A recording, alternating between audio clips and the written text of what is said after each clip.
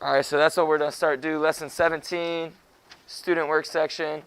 Let's do Thursday, just as usual. Okay, it shouldn't be that hard, but please put everything away. Okay, you'll probably have to have your Bibles out for that and your student booklet. Start working on that, as you should be able to finish it in class, not the day before, the night before, because I give you plenty of time. All right, so start working on that for about 10 minutes, and then we will do the introduction of this week's lesson. Okay, in John end of chapter 6 and the beginning of chapter 7.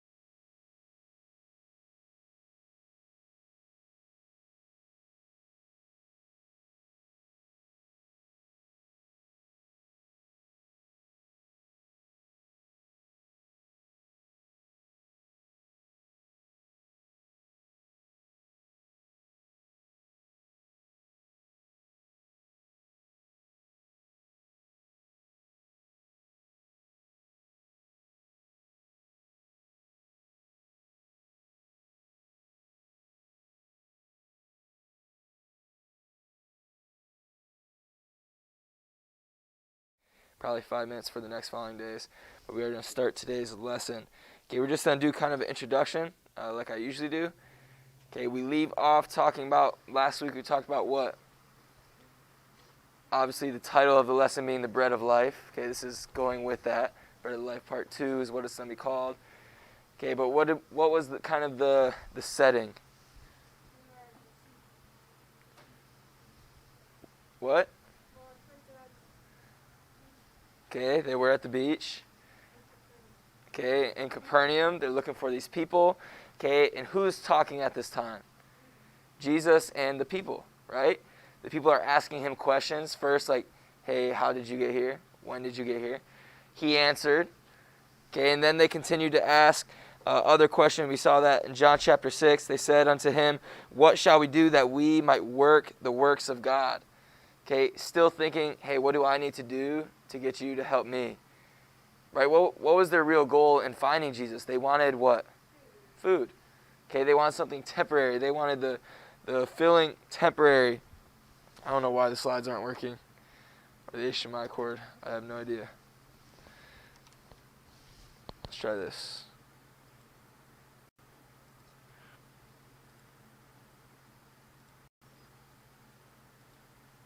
Pitch black. Alright, we're just going to have to go the old-fashioned way of me saying it out loud for today. Figure it out later. Okay, but we see that, and I'm going to read a passage for today. Good thing we don't have a ton of notes today. Okay, but we're moving on from that. Jesus answers them. They continue to ask, hey, but when Moses, he got manna from heaven. And Jesus replies saying what? Hey, that was not manna from heaven. Okay, manna from heaven, or the bread, talking about that bread or manna, okay, was sent from God, and I'm right here, basically. Saying, hey, I'm again that bread of life. I'm right here. Okay, once you believe in me, you'll know all things. You'll understand. Okay, you'll be saved. And that's where we see in the setting that we talked about last week. Okay, we talked about them saying, our fathers did eat manna. We mentioned a little bit what he answered, but we're going to pick up in verse 32 in John chapter 6. Okay, there's a bit of reading today, so just follow along. If you have a Bible, open it up. Follow along as best you can. Okay, don't tune it out, because it is the Bible, and it's good. Okay, John chapter 6 and verse 32 says this. Okay, then Jesus said unto them, verily, verily, I say unto you, Moses gave you not that bread from heaven, but my Father giveth you the true bread from heaven. Again, talking about himself. Hey, my Father sent me. Okay, for the bread of God is he which cometh down from heaven and giveth life unto the world. Then said they unto him, Lord, evermore, give us this bread. Right? They're hearing, hey, there's a bread that was sent from God, okay, that has everlasting life. And what do they say? Okay, if they hear there's this bread, just like the woman, like, hey, I want that water. I'll never thirst again. I want that water. Remember when Jesus told the woman at the well, if you drink of this water, you'll never thirst again. She's like, well, where's this water then? I want this. This is what the people are saying. They're like, oh, if I have this bread, I'll never be hungry again. Everlasting life, man, I want it. I want that bread. Okay, I want this bread you're talking about. And again, we see in verse 35, and Jesus said unto them, I am, what does he say? The what? The bread of life. He literally tells them this whole time, okay, in this whole passage and this whole conversation between these people and Jesus, he's pretty straightforward. Okay, now he has the metaphor of the bread of life. Okay, but he literally tells them, hey, God sent a bread. Okay, not manna with Moses. He sent you, him, this person that is considered this bread of life. Hey, he sent him to you, and if you believe on this bread, or if you have this bread, you'll have everlasting life. How do we get this bread, they ask. Pretty common question. Okay, you say something gives you everlasting life, they're like, hey, can I have it? And then he literally tells them, I am the bread of life. He that cometh to me shall never hunger, and he that believeth on me shall never thirst again. In verse 36, but I said unto you that ye also have seen me, and believe not. They've seen the miracles. He's right in front of them, the flesh. Okay, today we believe on what? 100% faith. We don't see physically Jesus right in front of us. Okay, at this time, not only did they have to believe in faith, but they had him. Jesus was right there in front of them. Okay, he said, you see me. You've seen my miracles, and believe not. All that the Father giveth me shall come to me, and him that cometh to me I will no wise cast out. For I came down from heaven not to do mine own will, but the will of him that sent me. And this is the Father's will which hath sent me, that of all which hath given me I should lose nothing, but should raise it up at the last day. And this is the will of him that sent me, that every one which seeth the Son, and believeth on him, may have everlasting life. And I will raise him up at the last day. Okay, he's not even talking about the bread of life anymore, right? He's literally telling them, hey, you want to know how you can be saved from everything, all your pain, if you don't have food, everything. If you believe on me. He literally says that in verse 39 and 40. He says, my Father's will is this. Then it says, and this is the will of him that sent me, that every one which seeth the Son. What has Jesus already called himself in John and in this New Testament and the Gospels? He's called himself the Son of God. Remember the Pharisees, those people, they're like, how dare you say that? Remember us talking about that? He's like, hey, the Son, believe on the Son, believe on him, and you may have everlasting life, and I will raise you up at the last day. Okay, the Jews hear this. They hear this. And in verse 41, we hear them have a response. The Jews then blessed him, loved him. Is that what the Bible says? What does it say? The Jews then murmured at him because he said, I am the bread which came down from heaven. Man, all these people see this great miracle. They travel all this way for Jesus, okay, for the wrong reason, but they travel to him. They find him. They ask him their questions. He gives them an answer. And what do? They have this bread that they want. They have everything and more. Okay, they wanted a temporal king, but now they're going to have an everlasting Savior. But what did they say? Man, they murmured at him. They laughed at him. They mocked him. You're sent from heaven, Jesus? Are you kidding me? Okay, you're cool and all, and you have some special abilities, but really? Son of God? Is that a joke? In verse 42, and they said, is not this Jesus, the son of Joseph, whose father and mother we know? How is it then that he saith, I came down from heaven? They're questioning that he's the Son of God. He's told them all these things. They've seen all these things. And what did Jesus tell them just a few passages before? He said, you've seen and believe what? Not. You don't believe. Then he tells them, and guess what happens? They don't believe. They say, hey, aren't you the son of Joseph and Mary? We know Joseph and Mary. We know them well. How are you sent from heaven? How are you the Son of God if you're the son of Joseph? Okay, and Jesus has a response again. Jesus therefore answered and said unto them, murmur not among yourselves. Hey, don't whisper. Don't talk behind my back. Okay? Don't gossip amongst yourself. Murmur not amongst yourself. No man can come to me, in verse 44, except the Father with which hath sent me draw him, and I will raise him up at the last day. It is written in the prophets, and they shall be all taught of God. Every man therefore that hath heard and hath learned of the Father cometh unto me. Not that any man hath seen the Father, save he which is of God. He hath seen the Father. Verily, verily, I say unto you, he that believeth on me hath what? In verse 47, he that believeth on me hath everlasting life. Man, how many times does he have to say it? He's not even using analogies anymore.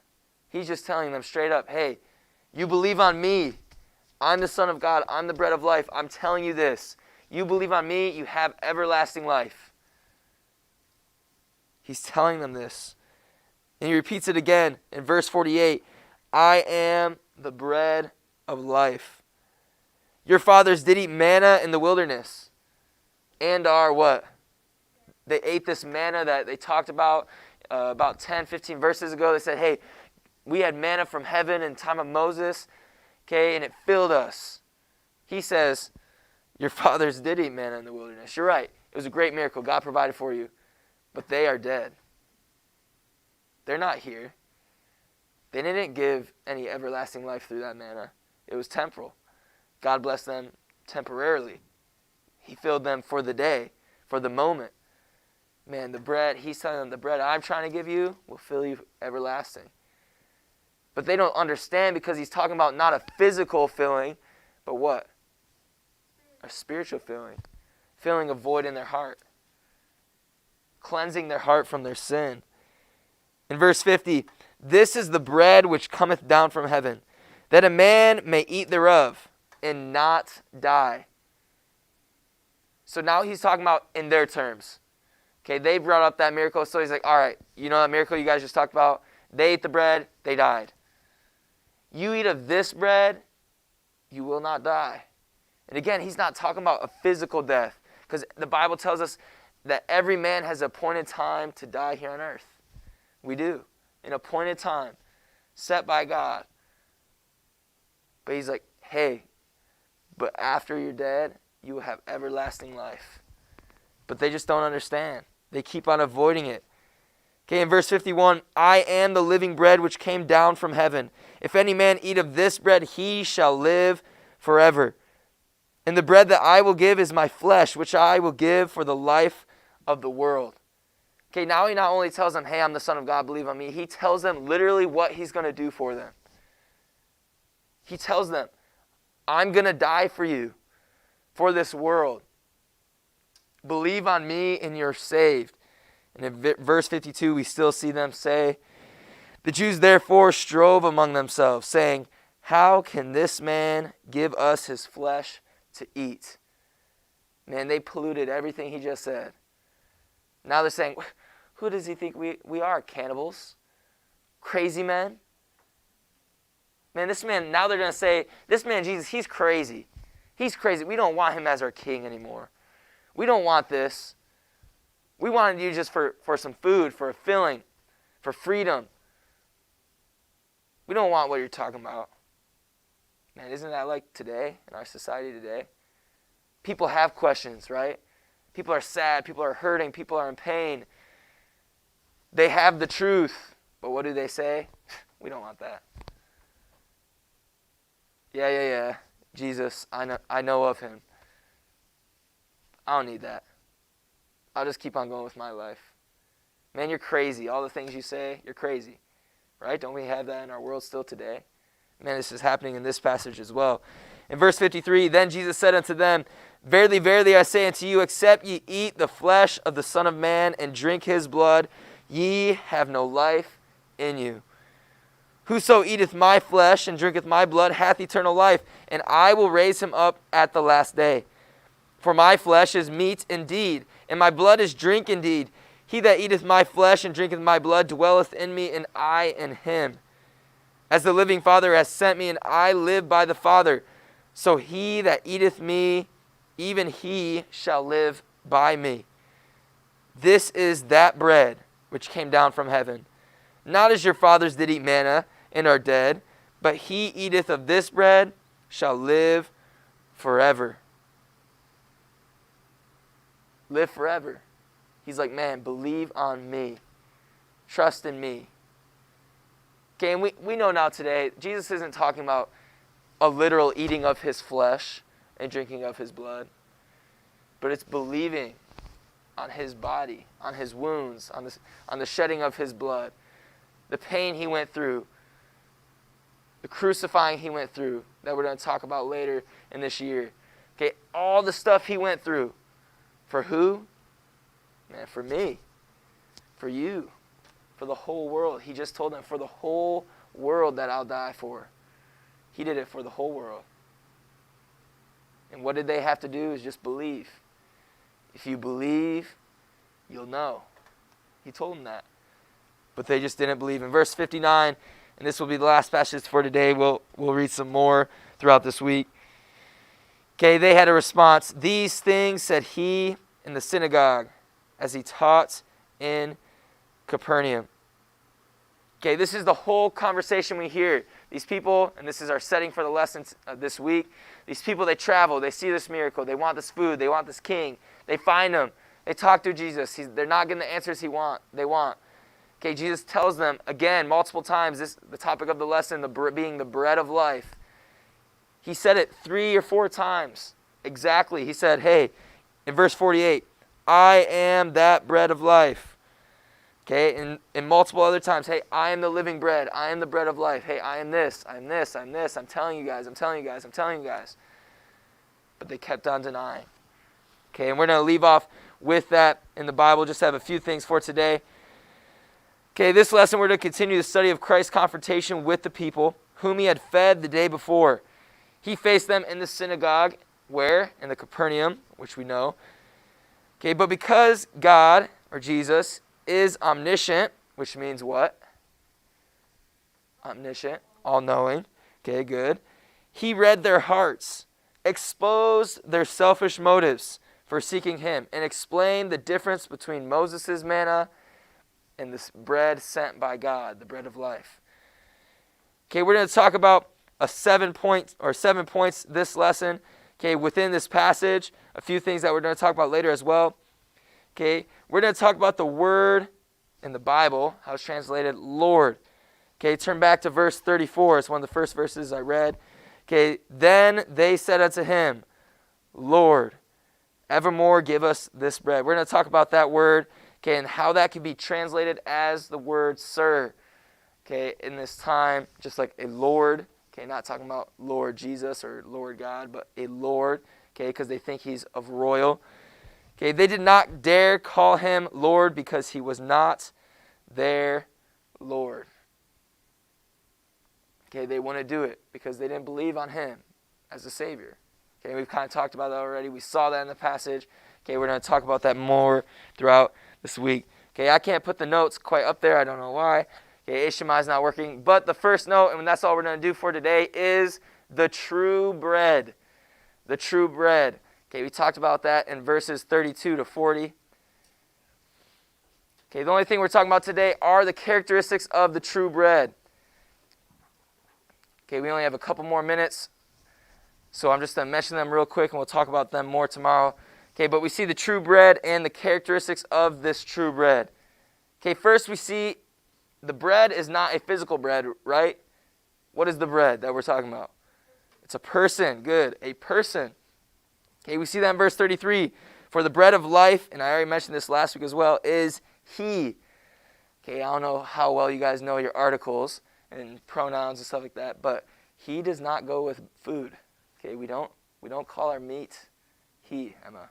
Your Wetzel pretzel, it's not he and she. It's it.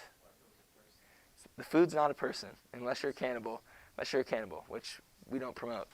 Okay, but they're not he or she, a real bread.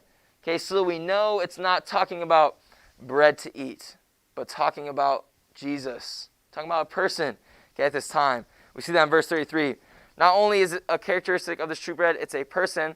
Okay, but what does this bread give? It gives life. Okay, it gives everlasting life. It gives life. Okay, that's also in verse 33. It says, for the bread of God is he which cometh down from heaven and giveth life unto the world. Okay, and lastly, the last characteristic we're going to talk about quickly, okay, for this bread, and we're going to mention more tomorrow, facts about the bread, rejection of the true bread. Okay, but the last one characteristic of the true bread is that it satisfies. I believe that's in your book already. It satisfies. Okay, and we see that in verse 35. And Jesus said unto them, I am the bread of life. He that cometh to me shall what? Never hunger. And he that believeth on me shall never thirst. He tells them, man, you believe on me, you trust in me, you're going to be taken care of. You're never going to thirst or be hungry again. Again, this isn't talking about, because what are they thinking about? Remember, why did they go to Jesus? For food. They wanted food. So they're thinking for the moment. Okay, how does that make sense? How can I never thirst or be hungry again? Man, he's not talking about here on earth at this time, right? If you believe on him, we have a home where? In heaven, where we will never thirst and we will never hunger again. That's what he's trying to tell them. But they don't understand because their mind is just set to the temporal, the right now. Man, isn't that easy even for us to do? I know it's easy for me. Okay, it's easy for us to be focused on right now because it's happening. But man, we need to always be focused on, okay, the eternal. That soul conscious. Remember we were talking about that a couple lessons ago. Okay, always being soul conscious of ourselves and of others, our coworkers, our friends, our family. Man, if you know the truth, the Bible tells you it is your job, it is your command to tell those about the gospel. If you know, and if you don't know, man, it's your job to ask someone, hey, what is this that you're talking about? What is this bread of life? What is this salvation you're talking about? If you know, the Bible tells us it's our command, our duty to go tell others. If you don't know, it's your job to find out. Ask someone. Don't hold it back. Okay, he wants to tell you the truth. Okay, that's it for today. We're going to talk about that more this week and tomorrow. Okay, for homework tonight, we are going to write our verses 4 times. Our verse is John chapter 6 and verse 35 and 37. Yes, no 36. Unless you guys really want verse 36 too. Okay, but verse 35 and 37, I'm going to read it quickly, and then you guys may be dismissed. It says this, and Jesus said unto them, I am the bread of life. He that cometh to me shall never hunger, and he that believeth on me shall never thirst. Verse 37, all that the Father giveth me shall come to me, and him that cometh to me I will in no wise cast out. Okay, he wants everyone to come to him and believe in him. All right, that is it for today. We will see you guys in about 10 minutes for economics.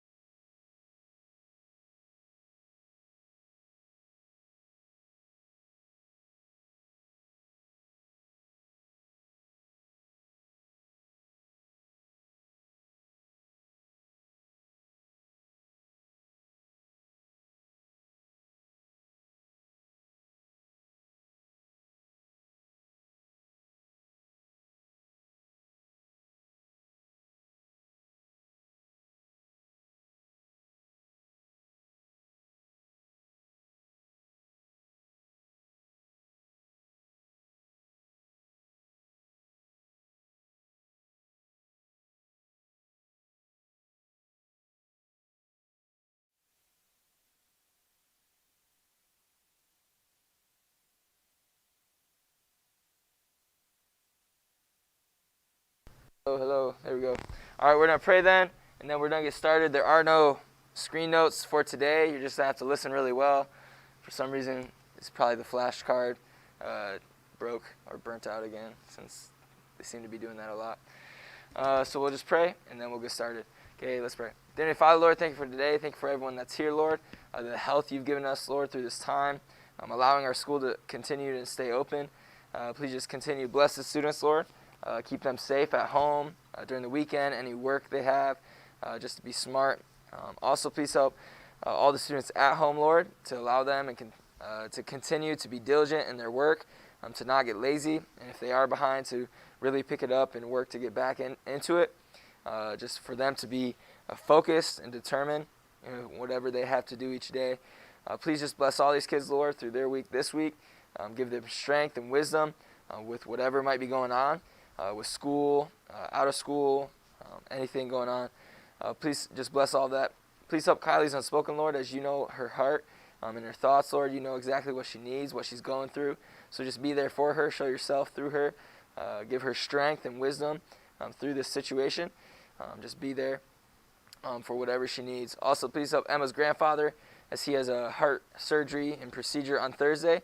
Just bless the doctors, Lord. Give them wisdom and a steady hand, and just help and give patience to Emma's family and her grandfather, for them to just trust you and trust the doctors for that procedure and surgery to go well.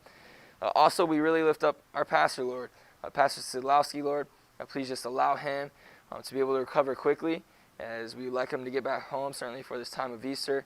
Please just allow him to keep on getting better as he's having the struggles in his lungs, Lord, and coughing.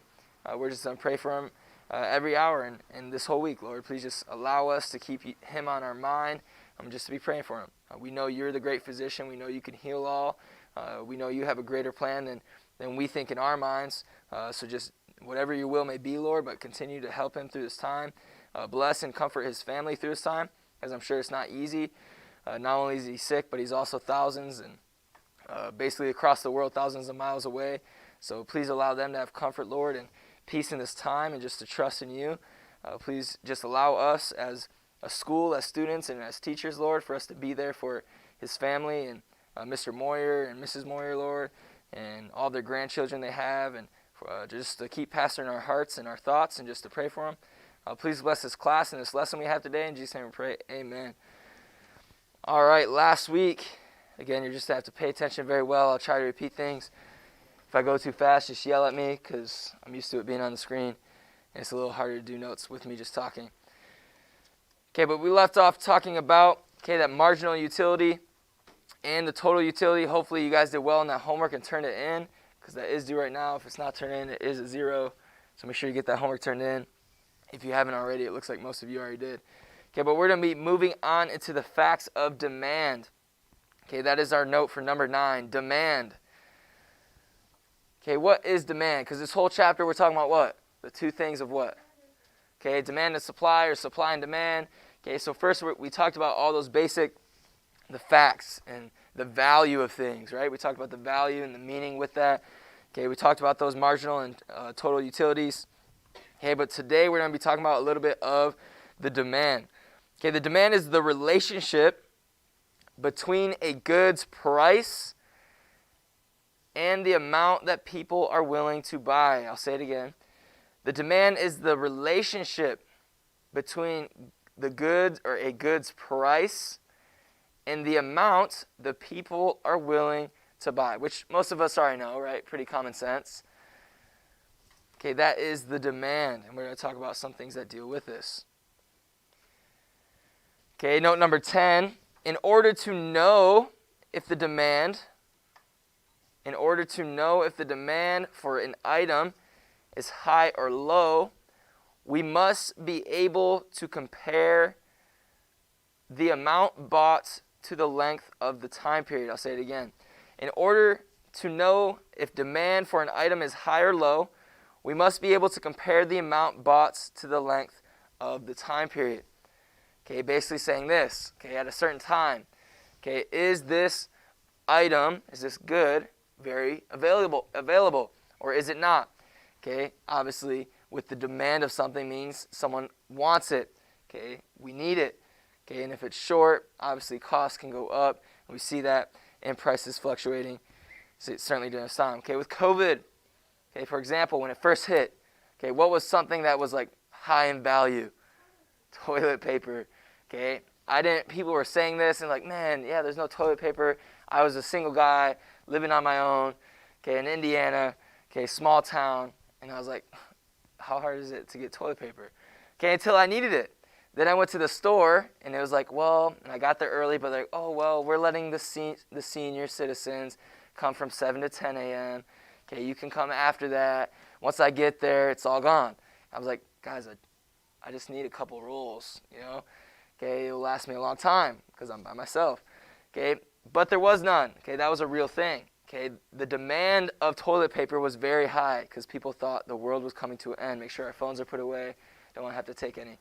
Okay, but we see that. Okay, and we're talking about with this demand.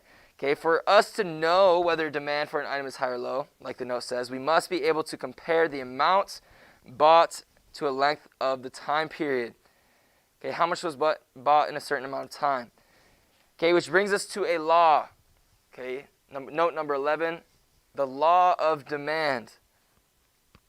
The law of demand. Okay, and here's a quote that goes with the law of demand. Other things remaining equal.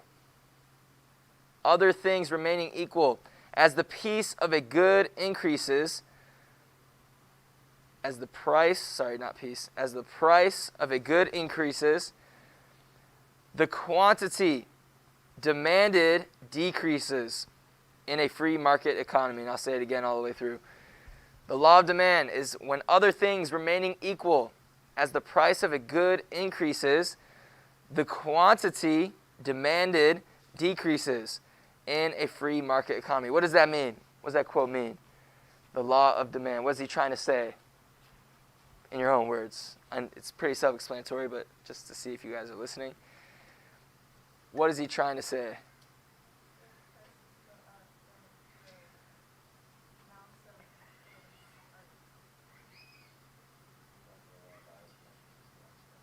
Okay, there you go. Okay, people aren't going to buy something if it's more expensive. Okay, so if the prices are increased, the demand of that item is probably going to decrease. Right? Okay, if milk, let's say who likes whole milk? 100% whole milk. Okay, who likes 2%? 2% milk. Who doesn't even like milk? Oh my goodness. Okay, who drinks milk? Let's start with that. Come on, I need some participation. Get the hand up so I can see it. Okay, it's not first hour anymore. All right, who likes whole milk? It's like nothing but whole milk. Who likes 2%? Who likes 1%? Skim milk? You're disgusting. Okay, that's disgusting. Mrs. Coral got that once. I was like, what is this? I want water. I want milk. Okay, but let's say for all those who like whole milk or 2% or water, okay, let's say the water, they jacked up the prices to $5. Okay, but Victoria's like, I like skim milk though. But it's $5, and a regular gallon of milk, whole milk, since not a lot of you raise your hand, is only $2. Okay, the demand for the skim milk, what would happen to it? Because Victoria, you would probably no longer buy the skim milk, right? Maybe. I don't know, maybe you're just balling, so it's like, doesn't matter. Okay, but most people say they're buying skim milk and the price raised like that, they say, forget it, I'm not getting it. So the demand for the whole milk, what would happen to the demand of the whole milk? It would go up. The price decreased, so the demand's going to increase. More people are going to want it. They want the best deal. Okay? People when they grocery shop, they're looking for the best deal with coupons, with, hey, price check. Okay, Walmart and different stores do that. Price check with other stores. Okay, we're always trying to get the best for the least. Okay, so we see this law of demand. If something increases, the demand almost every time decreases because people don't want to spend a lot on something. Okay, that is considered the law of demand. Okay, another thing that's going to happen with the law of demand is called, note number 12, the income effect. We're not going to be able to do as many notes today, but at least we do a few. That'll be good. Good to see everyone here. Christian Halsey, Christian Cormel, Jake, good to see all of you guys. Make sure you're turning in your homework, as some of you are yet to turn in any. Okay, but we have this income effect. This is what the income effect says. Okay, that when the price of a good falls, consumers tend to buy more of that good. Right, that's common sense. That when the price of a good falls, consumers tend to buy more of that good. Or of other items because they can do so without giving up anything. Okay, I'll repeat that part again, then there's a little bit more at the end. Okay, income effect says that when the price of a good falls, consumers tend to buy more of that good or of the other items because they can do so without giving up anything. Everyone good on that part? I'm trying to go slow, repeat it as many times as you guys need it. Okay, moving on with number 12. Lower prices give the consumer expanded buying power, or also known as a larger income. That expanding buying power would be a larger income. Lower prices give the consumer expanding buying power or larger income. Saying this, okay, if the prices drop, okay, they have a larger or expanding their buying power, or they can buy more for the same amount. Let's say your budget is $300 to go grocery shopping. Okay, if you go grocery shopping, okay, and if prices are lower, you can buy more, right? Pretty common sense. But let's say I have $300 and everything that I buy for some reason on my list, the prices all went up $2 or $3. Okay, now you're really going to have to go through and say, man, what's important? What do I really need? And what can I get away with not getting, right? Okay, we're going to be really looking at that. Okay, so we see, again, that is the income effect. It says that when a price of a good falls, consumers tend to buy more of that good. Okay, let's say I recently have been liking drinking. You guys know what Body Armor is? Okay, Body Armor. Okay, it's like Gatorade, but a lot better.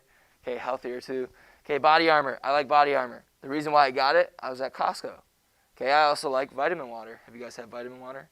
Okay, I like vitamin water as well. Okay, but it's a little sugary. Okay, so I'm at Costco. We're getting some stuff, the things we usually get at Costco. Okay, and we're walking by the drinks, and I see the body water.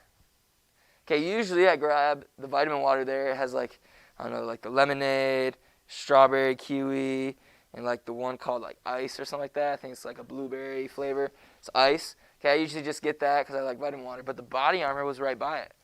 And the price was like half off. And I was like, I mean, Body Armor's okay. Not usually what I get. But then I get it because what? The price was cheaper. So we see this income effect when prices are cheaper, our minds, and we're like, ooh, let's get that. Bags of chips, Hot Cheetos. Okay? Let's say, what's another chip you like less than Hot Cheetos, but you still like, Kylie? Takis. Okay, the blue Takis. Let's say there's Hot Cheetos, the one that Kylie likes the most, or you guys like the most, and then blue Takis. Okay, she's like, man, Hot Cheetos every time, 9 out of 10 times. Okay, but she gets there, and it's like, oh, full price? Are you kidding me? But then right by the Hot Cheetos are the blue Takis for only half the price. Man, it's a no-brainer. Which ones is she getting? The blue Takis. Okay, that is the income effect. I know it's very common sense, but it's so true. Right? We see something at the store. Let's say I like steak. Okay, so when I go to Costco, they have lots of steak. Okay, they have pretty good, and the meat's pretty good. Okay, it can be pricey sometimes. Okay, I like ribeye steak. That's my favorite steak of all time. Has a little bit of fat, good flavor, very meaty. Okay, I like it. Ribeye steak's my favorite, but ribeye steak costs more. Okay, so the last 2 times I've gone to Costco, because usually it's like, I don't know, like if you round it up, like $10 per steak, you get 4 of them. It's like 40 something, like $43. Okay, I can't do it all the time because like, man, it's so expensive. So I'll do like once every 2-3 weeks. I'll get a pack of it. Okay, but I've been going the last couple times, and I see the New York strip steak, and it's only been for like $6 a pound, which is really cheap for steak. And I was like, man, I don't really like New York strip steak. And Mrs. Coral's there. I'm like, I don't really like New York strip. And so I got the ribeye. I'm holding on to the ribeye, but we're just walking by the New York strip. And I'm like, man, that price though. I can get 4 New York strip for only like $25. That's pretty good. Certainly at Costco, because Costco meat's pretty good. So like, man, I'm giving it up. I'm going to put what I like more away because of why? The price is cheaper. That income effect. It changes our mind and our motives when it comes to buying goods. Okay, this goes also with clothes. Right? Let's say, Ian, what's your favorite brand of clothes? Nike. Okay, I like Nike. Let's say, okay, I'm not a huge Adidas fan, but I like some things from Adidas. Adidas has some nice stuff too. Okay, they all have nice stuff. Okay, but let's say I'm a Nike guy too. I'm like, man, if I can get everything Nike, I would. Okay, but then I go to Adidas, which I have, and I used to have one of my best friends work there, so I get a discount. And I went there, and actually the shoes I'm wearing right now is from this time. Okay, I walk in, I'm like, man, Ultra Boost, those are pretty cool shoes. They're comfortable, good walking shoes, but they cost too much. They're like $180. I'm like, I can't do that. I don't like them that much. Okay, it's not a pair of Jordans. Okay, but I go in there and like, oh, dude, it's like 50% off, and I'll give you my discount for 30% off. Okay, now the shoes are like $40. I'm like, ooh, Adidas for $40 or Nike for $100. Man, Adidas for $40. That's for sure. Okay, that same effect happens in everything we do in life. As you get older, you're going to see, okay, when it comes to cars or when it comes to anything, insurance, you're going to find the best deal for what you're getting, right? And that is called what? What is that whole process? 2 words, note number 12. Did you write it down? Income effect. Income effect. Yes, hopefully we weren't zoning out the whole time, but it's okay. Okay, the next thing we're going to talk about is, so we see that income effect. Okay, when the price drops, more people want to buy it. When the price is higher, the demand is lower. Okay, but we also have note number 13, the substitution effect. The substitution effect. Okay, this kind of happens. We've already talked about it, so I'm not going to really talk about it. Okay, but people tend to substitute less expensive goods for ones whose prices have been risen. Okay, kind of what I just talked about. People tend to substitute less expensive goods for ones whose prices have risen. Okay, whether it's milk, or let's say we like a certain brand of juice, or a certain brand of orange juice. Okay, but then this other brand of orange juice is cheaper. We're like, let's just get the cheaper one. Okay, that's what some people do, unless you're picky on some things like me. I'm like, no, I only do this kind, like ranch. I don't know if you guys like ranch. I like ranch, but I only do Hidden Valley Ranch. It's the only one. I won't do another ranch. If it's on sale, I don't care. Hidden Valley is the only one I buy. This is just the one I like. I don't know why, but it is. But I tell Mrs. Core, she's like, this one's on sale. I'm like, no. When I was a kid, obviously I didn't get to control my groceries when I'm a kid. My mom does. My mom's she's a couponer. So like, and there's like 6 boys, so groceries could be up to like $400. Okay, but so she's a couponer, so she would save like $200. But that means everything is like cheapest thing, coupon, whatever. Okay, so she would get like Kraft and Meijer or Walmart brand. I'm like, man, that's garbage. I don't want that. I want Hidden Valley. She's like, but it's $2 more. I was like, I don't care. But she wouldn't do it, so I had to eat whatever she got. That's just how life works at this age, right? It's just how life works. But not anymore. I own my own place. I get Hidden Valley Ranch. It's the only one my house gets. Have you guys ever had, side note, have you guys ever had Fairlife chocolate milk? You guys ever had that? Man, that stuff is good. That's one that's very tempting to me. I have to stop sometimes because it's always more, but Fairlife chocolate milk is the bomb. Okay, sorry, that's a side note. Moving on. Okay, note number 14. So just know we have that income effect, the difference between that and the substitute effect. Substituting something that's cheaper for something that's more expensive. Know those 2 effects, as it may be on a quiz later this week. Okay, note number 14. For everyone, there is a point at which price becomes the decisive consideration, right? We all have that point. Just like Ian just said he likes Nike. That means he'll first want to get Nike. Okay, but there's always that point, like I said. There's always that point. It's like, man, but this other brand is just that much cheaper. Should I really cheat on Nike? Should I cheat on Nike and just get something else because it's that much cheaper? Okay, everyone has that breaking point. And again, that applies to anything. Okay, everyone has, or there is a point at which price becomes the decisive consideration. And the consumer alters his economic behavior. Okay, but that's important for us to do. Anyone need me to repeat that one? Everyone good on that one? Okay, make sure you have all those notes. I know it's a little harder, but make sure you have them. If you don't, let me know. In case we do a notebook check, you have all the notes. Okay, I'll say it one more time. For everyone, there is a point at which price becomes the decisive consideration, and the consumer alters his economic behavior. Okay, this is really important for us, as you guys are going to be going out into the big bad world soon. Okay, it's not that bad. Okay, but the big world. Okay, there's bad things, but it's not that bad. Okay, you're going to get out there, okay, and you're going to have to decide which ranch you're getting in. You're going to have to decide that. Okay, you're going to have to decide, man, which laundry detergent am I going to buy? Hey, this is what I had to do last year, okay? Growing up with a mom that takes care of 6 boys, you don't do a lot of that stuff. You're just like, yeah, whatever we have, we use. Okay, body wash, same thing. Okay, but now I've made, okay, I like this body wash, but this one's cheaper. So let's have a balance. Okay, we're all going to have that point in our life where we're going to have to decide what we want with different things. Okay, what shoes am I going to buy? What clothes am I going to buy now that I'm the one buying it? Okay, what food am I going to buy since I'm the one buying it? Because it's easy when we're 15, 16, we're at home, most of the food's provided, and we're like, yeah, Mom, I want steak every day. Well, now it's like, man, I want steak, but I don't want to buy it. It's right? Okay, that's like when I go out to eat with my in-laws. We just went to Claim Jumpers. Did you know, actually, Claim Jumpers in Rancho Cucamonga is open for dine-in in the restaurant. Just if you guys ever want to dine in somewhere. It is open. I don't know, a lot I've seen are still outdoor dining, like patio dining. I know there are some, but that one's a big restaurant, and it's indoor dining. I just went there. It's pretty cool to be inside. Okay, but we go there. Man, it's a blessing. You want to know why? Because my in-laws, every time I go out to eat with them, they don't let me pay. And you know, you're always like, oh, I got it. No, we got it. And it's like, yeah, you sure got it. Okay, I'll let you have it. Okay? And I'm just like, man, what am I getting today? I got baby back ribs. Full rack, not half rack. Okay?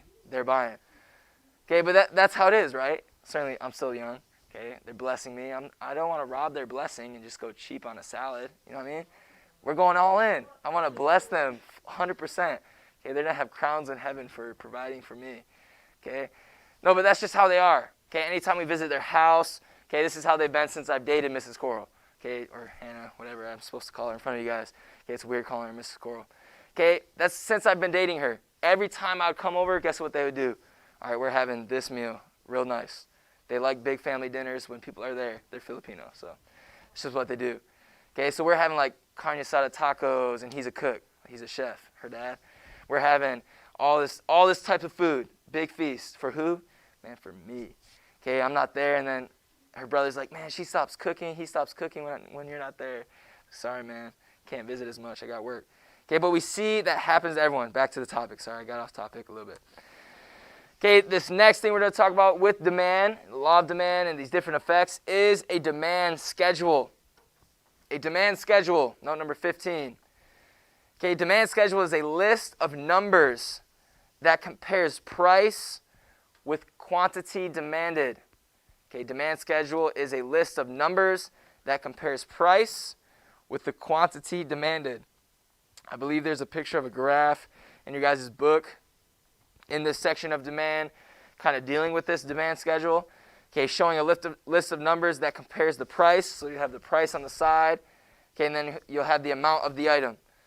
Okay, the price, when it's higher, the demand is lower. Okay, when the price is lower, the demand is higher. Okay, I can't remember exactly what page it's on, but I know it's there somewhere. Okay, with that. Okay, with that demand schedule, with the rise of the price, decline of the demand, or vice versa, okay, we see this happen to a graph. Okay, so imagine a graph. Okay, you have your numbers. You have quantity. Okay, the price is lower, demand's higher, right? We all get that by now, right? The price is higher, the demand's lower. Okay, and it can gradually change. Okay, something could start $2, but then it's $2.10. Okay, like for example, like McDonald's. Who goes to McDonald's? Ever? I mean, I don't have to say you like it, but who's been to McDonald's? Okay, raise it high so I can see. Okay, don't be ashamed. Okay, McDonald's. Okay, who's ever gotten a double cheeseburger? The answer is not many. Maybe one. One person got a double cheese. That means 2 cheese, 2 patty. Not McDouble. A double cheeseburger. Okay, how much is a double cheeseburger now? Like $2.75, $3? It's somewhere up there. $3.19? How much is it here? $3.19? Double cheeseburger? A double cheeseburger is not $5. It's not $5. It's like $3. No, it is. Maybe it is. If it is, man, that's even crazier than I was going to say. Okay, I was going to say it's $3, a double cheeseburger. It might be even more. Okay, but that's the whole point. Okay, when I was in high school, about 16, so not too long ago. I mean, I'm not that old. Okay, 16 years old, so like 7 years ago. Man, we would go teen soloing. We would go out to eat at like Taco Bell or McDonald's. If I went to McDonald's, I always bought off the dollar menu because my mom would give me like, hey, this is your money for the week. You have games going on this week. You have that teen soloing. You got to manage your money. If you have no more money, you don't eat. Okay, so that's what I had to do. So every time I ate, I got like the cheapest thing, as much as I can for cheap. Dollar menu, every time. So I would get the double cheeseburger, like 2 double cheeseburgers, a 4-piece nugget, and a small fry. That's what I would usually get. Or a McChicken. Sometimes I did spicy McChicken. I like those too. Okay, but that's what I get. Now, I could not do that. Now I could, if I did that same price, okay, if that was my budget, $4 or $5 per meal, all I could get is, if it really is $5, all I could get is 1 double cheeseburger, and that would not fill teenage Mr. Coral or even now Mr. Coral. Okay, that would be a snack. Okay, but that's the whole point of this demand schedule. So we see, okay, no one gets double cheeseburgers except Kylie. It seems she still gets double cheeseburgers. Okay, but we see no one gets them anymore because they're not that cheap anymore. Now people get McDoubles, but even McDoubles' prices have gone up, so people don't get those anymore. Okay, we see that happening everywhere. Food chains, different restaurants. Okay, the price goes up, less people get it, so what happens? They make a new item that has a little bit less for a little bit cheaper.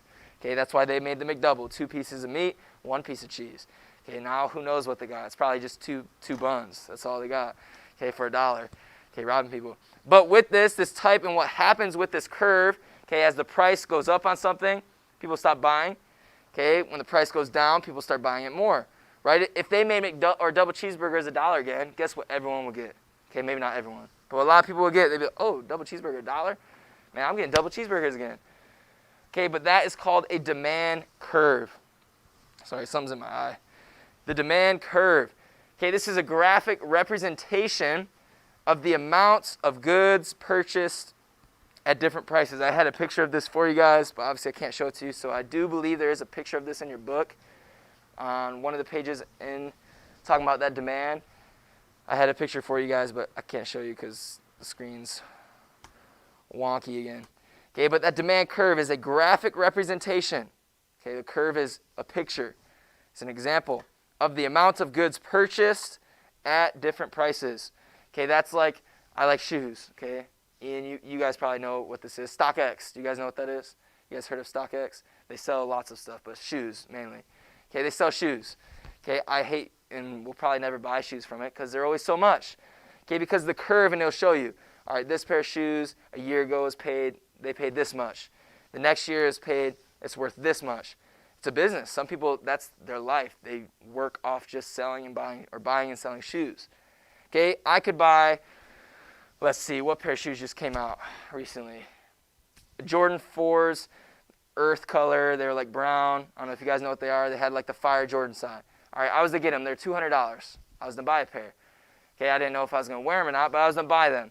Because if I bought them, I knew the curve of the price of that shoe in only 1 month would double. It would double. Okay, that is a demand curve. Why would it double, Esther? Why would the price of that shoe double?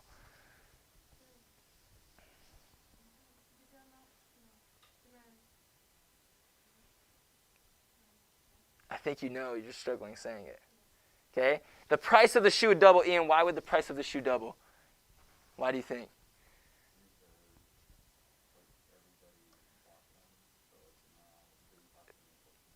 Yeah, if they're all bought, what are they? What's the term that's considered when something's all bought out? Out of stock, sold out. Okay, that's why the price would go up. If that's what happens. I didn't get them. I tried, and then it says pending, and it says, sorry, we did not get this, whatever. Okay, because there's too many hawks out there buying all of them. They won't let a common person like me get them. Okay, like all the Kobe's. I can't get them anymore. It costs too much. Okay, because the demand is very high.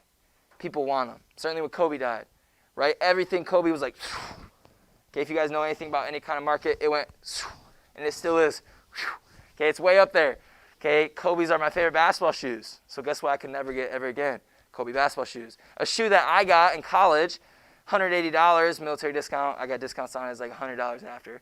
Okay, but a pair of shoes I got for $100, I could not get any cheaper than $1,000 today. I can't find them anywhere because they don't make them anymore. The demand curve of that item has skyrocketed. they're not made anymore, so people are like saying, hey, I can sell them for a lot more. No more are being made, so people will have, if they really want them, they have to pay the price I'm giving. Okay, so I'll start it really high. Okay, but then no one buys it. Let's say, so the shoes I just said, the Jordan 4s, earth color, okay, suede. Say no one buys them for $1,000, so what do? All right, I'll drop it to $900. Okay, the demand curve is a little bit lower. Okay, they can't do it, so they drop the price a little lower. And they keep on doing it till they find where people buy it. Okay, then say I see someone. Okay, this is how kind of marketing works a little bit when you do stuff like this. I'm actually trying to do some of this with Amazon. Okay, I'm learning from Mr. G because he does it full time, and from Randy because he did it part time, and he's still starting to do it again. Okay, but if you get this item, right? This is all pretty common sense. Okay, and someone sells it, let's say $750. I see someone, I have something, they sell the same item I have for $750. What am I going to try to sell for? Any guesses? Anyone have knowledge? Not quite. If you know someone bought it for $750, exactly, Michelle, I would put it a little higher. Okay, because I know someone will buy it at $750. I just saw it, right? If you know someone's going to buy it, then put it a little higher. Okay, that's like when someone's selling a house. Obviously, I don't have this by experience because I've never owned a house. In California, I probably will never own a house. Okay, they cost too much. It's going to take a long time for me to own a house. Okay, but let's say I sell a house. Am I going to sell the house right at market price right away? No, certainly not if I added stuff to it. Okay, you're going to sell it really high. But then what's going to happen? No one's going to buy it. So you're like, all right, let me give you a deal. I'll take $20,000 off. Okay, that's how it kind of works. Has anyone ever been to like a market, like a flea market, or I don't know if they have those out here, some kind of market where you can like bargain, talk. You guys know what I'm talking about? Okay, I've been to the biggest flea market in the country. It's called Shipshewana. Okay, I called it when I was like 15 years old. I call it Ship Your Mama because my mom wanted to go there. A bunch of Amish people are there. I'm like, ship your mama. Okay, I don't want to go there. Okay, it's a bunch of junk. So mom, you can go there. I don't want to go there. Okay, that's what I did. But we went there. Okay, it's huge. All these tents. I call them vagabond people. Like they're just everywhere. Okay, we're walking. Okay, you find little trinkets though. Okay, I was like 15 years old. You find some stuff you're like, oh, that looks cool. You go there. It's like, man, I want some slides, some like custom Nike slides or something. I'll get those. They're like $60. I'm like, $60. I know a pair of slides are like $20 at the store. I'm not buying that for $60. Okay, so then you begin to do what? Okay, that demand curve. Okay, because I really want it, and they're limited item. Okay, only made in Shipshewana. Not really. They're probably fake. Okay, that's why I said no, $60. Okay, they're saying the price for this demand, because they're rare or something to them, they're homemade, it's high. The demand, there's not a lot of it, so the price is high. But I'm saying, hey, okay, I could get this more places, so the price goes low. Okay, that's what's going to happen with the demand curve. When there's a lot of something, something's cheaper. When there's not a lot, it costs more. Okay, that's the last thing we're going to talk about today. We're going to talk about a little bit more with the demand. Hopefully we can get those slides working to help you guys. If you guys need any notes, let me know. Okay, I'll try to go over those. We will have a notebook check this week, so make sure you're taking those notes because I'm telling you now, there's going to be a notebook check. Okay, make sure you turn in that homework. As of now, make sure it's turned at the beginning of class, not after. Not that I don't trust you guys, but I don't trust you guys sometimes. Okay, let me know if you have any questions. That is it for today. There's no quiz tomorrow, but probably on Wednesday, but we'll review for that.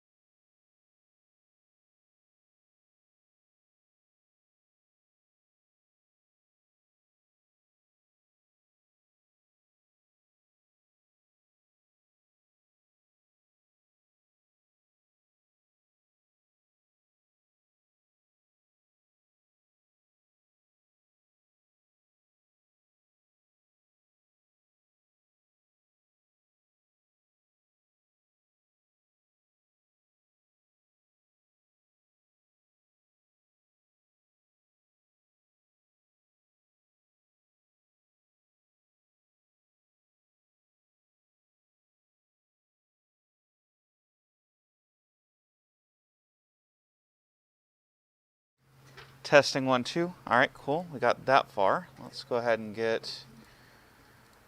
Oh, that's going to be the wrong thing. Capture. There we go. Hey. Oh, let's mute that. Why is that doing a thing? All right. You are using the correct... Yes, okay, cool. Check. Let's make sure this... Let's turn that back on. Check. Okay. All right. Distance learners, actually, we'll be right back. We're just going to start out with a video. We're going to watch Crash Course Chemistry number 30. We're going to watch number 30 about pH and pOH. There are both scales. pH is just the famous one. But we'll talk about that. What in the world? Okay. Well, we'll just do that. Anyway, and then we'll be back in.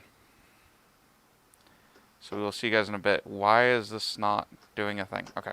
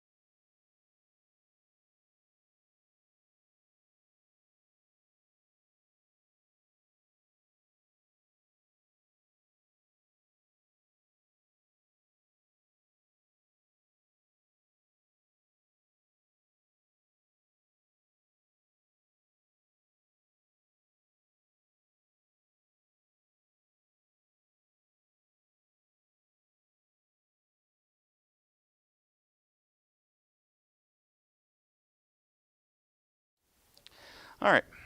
We didn't end up watching the video because we're having technical issues here. I have no idea what's up. Honestly, I've given up caring. So let's go ahead and get out our stuff. Let's get ready. We are on 15.5. We're dealing with pH and POH. So let's go ahead and get our things out. I was expecting to have the video to do this. All right, when writing net ionic equations in section 15.3, we wrote water in molecular form as if it did not ionize. Although this is fine for many purposes, pure water actually does ionize to some small extent. And we've discussed this at least a little bit in the sense that water is both an acid and a base, which makes it have to, ionize. So water by itself does switch back and forth between acid and base and just water. One of the water molecules is a Bronsted-Lowry acid. The other one is a base. In the proton transfer, equal numbers of H3O plus and OH negative are produced, which should kind of make sense based on the chemical equation. These numbers are quite small. However, at 25 degrees Celsius, there are approximately 1 hydronium and 1 hydroxide for every 550 million water molecules, or a concentration of 1.00 times 10 to the negative 7th molars for each ion. Now, because these are in equilibrium, we can write an equilibrium expression as shown on the screen. Since the reaction of H3O plus and HO negative is extremely dilute, the solution, the solvent is essentially a pure liquid, so we tend to ignore that. So, we get that K equals H3O plus or times OH. The equilibrium constant for this reaction, K sub W, is called the ion product constant of water. That is a thing you should know. Notice it's K sub W. It has its own thing. All right? We've talked about solubility products. We've talked about equilibrium constants. For water, it is its own constant. We know it. We know it well, and you should know it too. We find it because it's 10 to the negative 7th on both sides in 25-degree water. So we get 1.00 times 10 to the negative 14th as far as our solution constant, or our ion product constant, excuse me.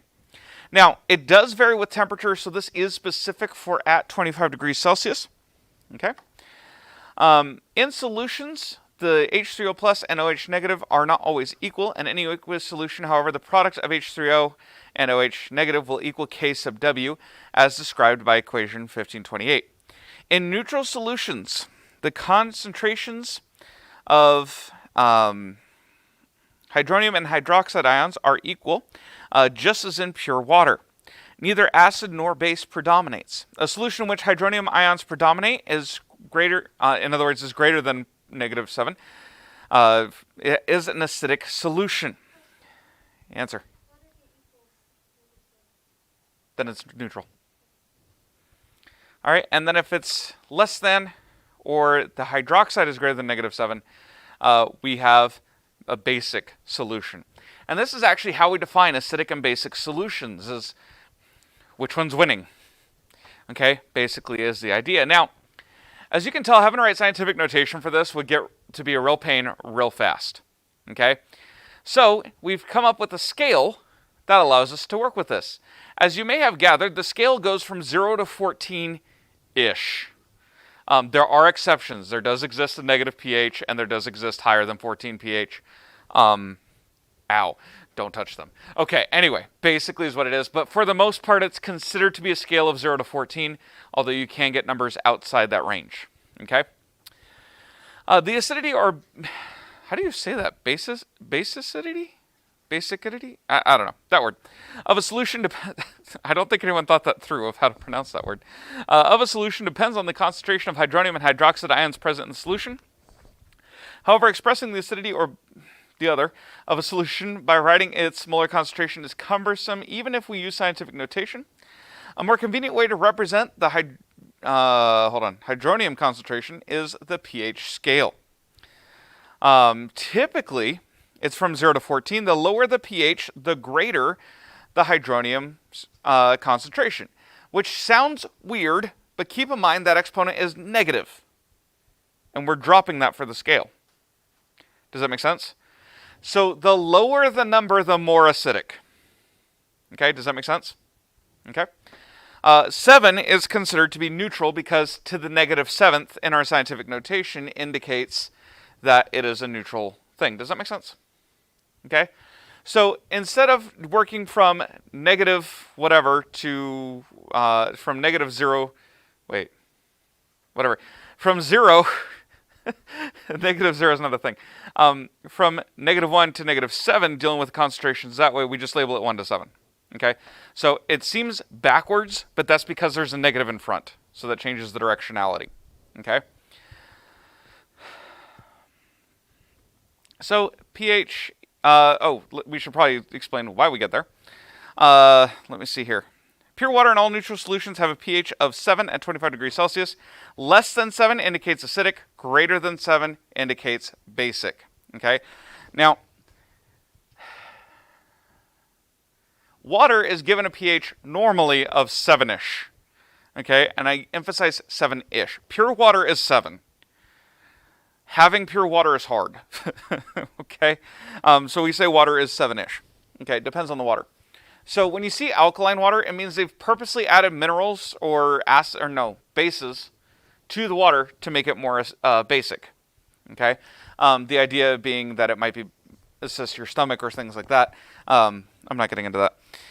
Let's see here. So to find pH, mathematically it's defined as a negative logarithm of the hydronium ion molarity. Now, real quick, you do not need a depth of knowledge of logarithms and how they work in this class. You just need the basics. Okay? So I'm about to teach you everything you need to know about logarithms for chemistry. And by everything, I mean, seriously, you're going to grab your calculator and hit the button. Okay? So I'm not getting into the math. All right? So, trust me. You don't want me getting into the math. All right? So I'm going to give you guys some basics here. But let's go ahead and get into this. So that is its mathematical definition. And what that allows us to do, let me first of all explain what a logarithm is. It's basically another way to express a number as a power of 10. So if I had 1,000, that's equal to 10 to the third. So if I took the log of 1,000, the answer would be 3. It's what power would I raise 10 to get that number. Does that make sense? All right, so 1,000 is 10 to the third. Okay, logarithms, they have to have a base. If it's not written, the base is understood to be 10. Okay, so it's not written here. However, it is heavily implied.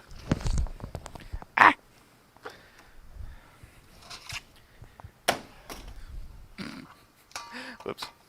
Okay, let me see here. It is, I'm going to have to do this on the small screen. That's going to be fun. All right, it is implied that this log is base 10. Okay, so if you're familiar with logs at all, that's the notation. Okay, but if there's no 10, it's understood. So when you're given the log of a number, what you're saying is, what power would I have to raise 10 to in order to get that number? Okay, so for 1,000, I would have to raise 10 to the third power. Does everyone see how this works? Okay, at least in theory. All right, fortunately for you, on your scientific calculator, you have a button for this.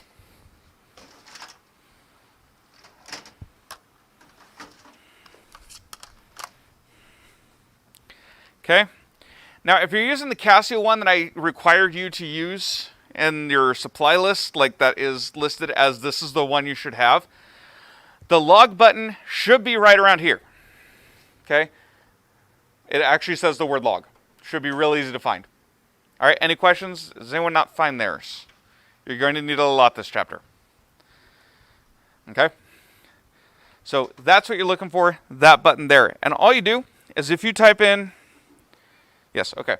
If you were to type in log 1,000, you should get the answer 3.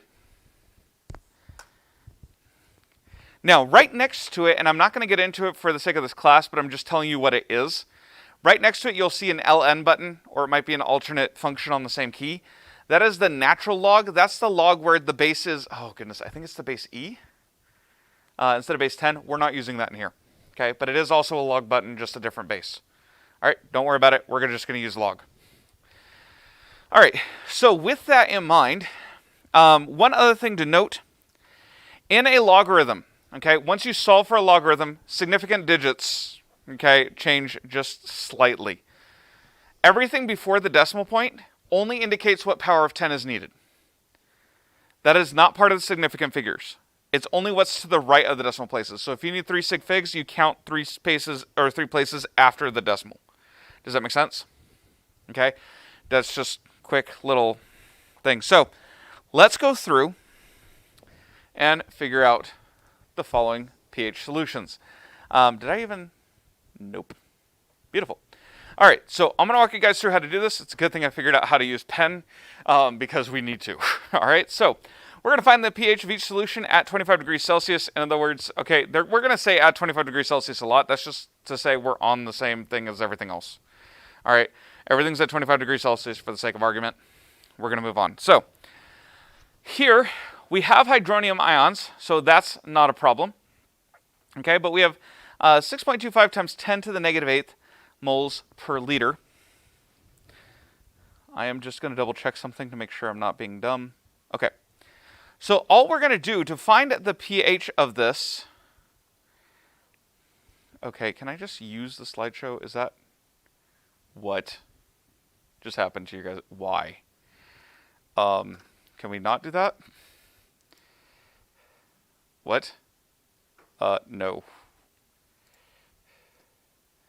Yeah, okay, thank you. That's not the button I meant to do. What? Use presenter view. My bad. I'm just trying to make my screen bigger. All right, so pH is going to... Really? Pen. Is going to equal the negative log of 6.25 times 10 to the negative 8th. So if you literally put in negative log parentheses 6.25 E8, no, negative 8, sorry, negative 8. You should get about 7.204 after you round, okay? Again, that 7 is not significant, okay? That is just a power of 10. That 0.204 are our 3 significant digits required in our answer. All right, pretty straightforward. I'm sorry, one more time. Yes, you only count what's after the decimal. That's a feature unique to logarithms. All right, so that's hydroxide. So we're finding pH. Now, here's the key. All right, keep in mind that the definition for pH is equal to the negative log of hydronium ions. Okay? Does that make sense? That's what it's defined as. So look at B. What's my problem? Yeah, it gives me hydroxide, not hydronium. Okay, fortunately, there's a workaround for this. All right, so we're going to go through here. Let's see here.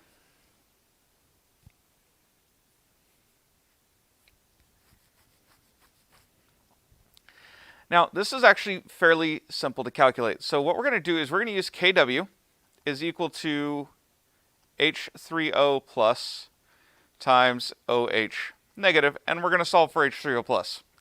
Okay? I'm probably going to run into where the space for C is, and then I'll just erase the slide and do C later. But this is how we're going to have to start. Okay? Then we'll go through and we'll solve for H3O plus by dividing both sides.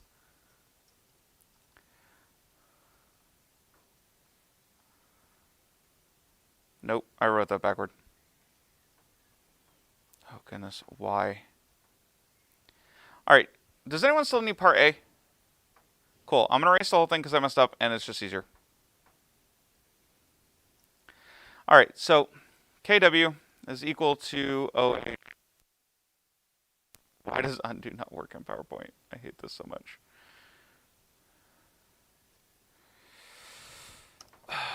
Really?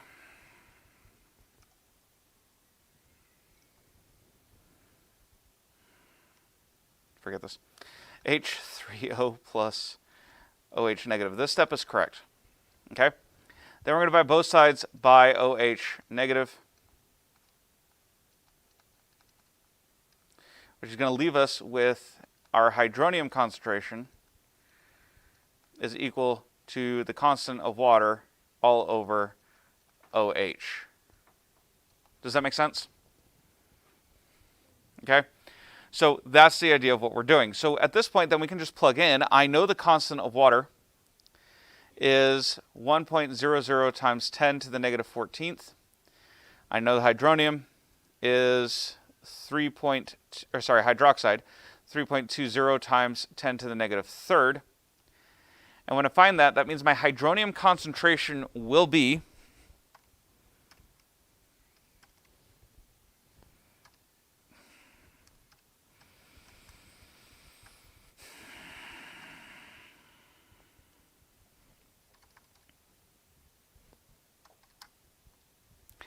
all right, so we get 3.125 times 10 to the negative 12th in our calculator. Now, again, you want to keep the unrounded answer. The book rounds it off for significant figures. We'll do significant figures at the end. We want to keep the unrounded answer for now. Then, all we do now is pH then is going to equal the negative log of this.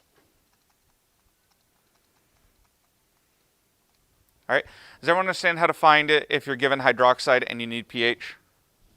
Okay, this is what we're doing. So, yeah. They cancel anyway. What units? We didn't have any units to start with. Oh yeah, all that cancels, it's fine. Actually, technically that is still moles per liter. You're right, it's fine. By the time we're done, pH is unitless, so I just kind of ignore them, because they're all the same anyway. All right, so now we can take the negative log of our answer, and we get, let's see here, 11.505. Again, 11 point doesn't count for decimal, or doesn't count for significant figures. It's only the 505, so that's as far as we go out. For some reason, the book had, because the book used a rounded answer, so the book got 11.504. But if you don't round until the end, like you're supposed to, that's the answer you get. All right. Finally, moles per liter of HCl. They actually give us a chemical instead of a concentration. So let's think this through. For HCl, notice how many hydrogen get donated? 1. So it's monoprotic. Okay. So that means its concentration of hydrogen will be the concentration of hydronium. Does that make sense? So since I have 0.001 molars, okay, this means that I'm going to have 0.0010 moles per liter of hydronium, which then basically means I can take the negative log of 0.0010. And we get an answer of 3. Okay, exactly 3. For significant figures, you should probably have 3.00.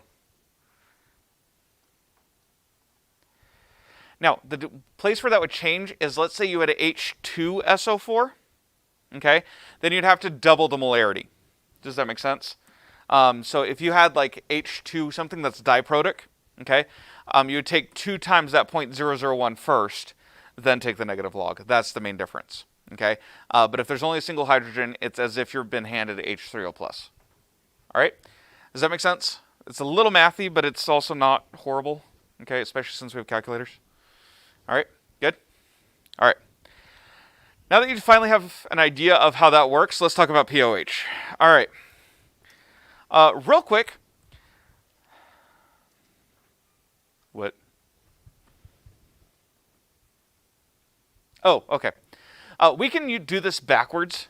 I forgot about that. You can undo a log by simply making it the exponent and finding the concentration. So if you're handed a pH, let's say we know something's pH is 6, okay, for the sake of quick math, you could just take 10 to the negative 6 and know that its hydronium concentration is 1 times 10 to the negative 5th.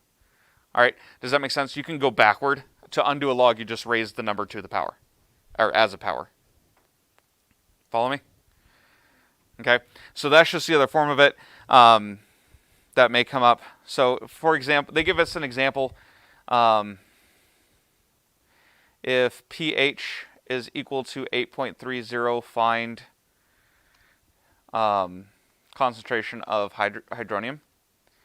All right, so all we do is we take 10 to the negative 8.30 on our calculator.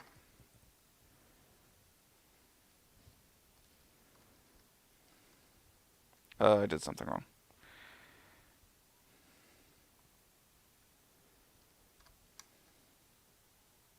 And we get that this would be about 5.0 times 10 to the negative ninth. All right, makes sense? Okay, you can just as easily go backward. Now, there does also exist the POH scale. This is used less often for obvious reasons. This is the negative logarithm of the hydroxide ion molarity. However, if you know how to find pH, you can find POH by subtraction. It's 14 minus whatever pH is. Okay? So, let's see here. So if we went back to this example, C, the POH would be 11. pH is 3, so POH would be 11. Does that make sense? Okay, it's just 14 minus whatever the pH is. That's the easy way to do it. Now, pH can be measured several different ways. The first of which is just a simple pH meter. They actually sell them now. You can just stick it in the thing, get a number, and you're done. Okay? And if you're doing anything serious, that's what I highly recommend you do, because why? Okay, we're in the modern era. Let's act like it. Okay? That is one way, though. Another way is through acid-base indicators such as litmus. If you look at table 1510, it gives you a bunch of indicators. There is a lot of indicators for this thing, okay, for people to use, because you got to remember electric meters wouldn't have been a thing for like the vast majority of chemistry's history, okay? So if people wanted to know something's pH, they had to do a lot of experimentation, okay? So they would use one of those many testers on page 260, okay, to look at that. And we'll talk about that more in a minute.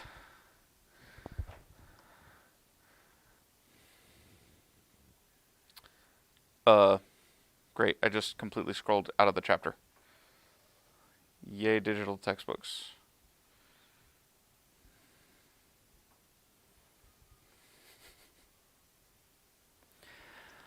Now, specifically, these are organic acids or bases whose color changes with the pH of a solution. Probably the best known indicator is litmus, an organic dye that is blue in basic solutions, B and B. That's how you remember that.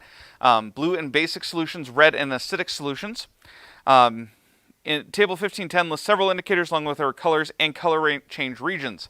The reason we need so many indicators is because each indicator is only good for so far in the pH scale.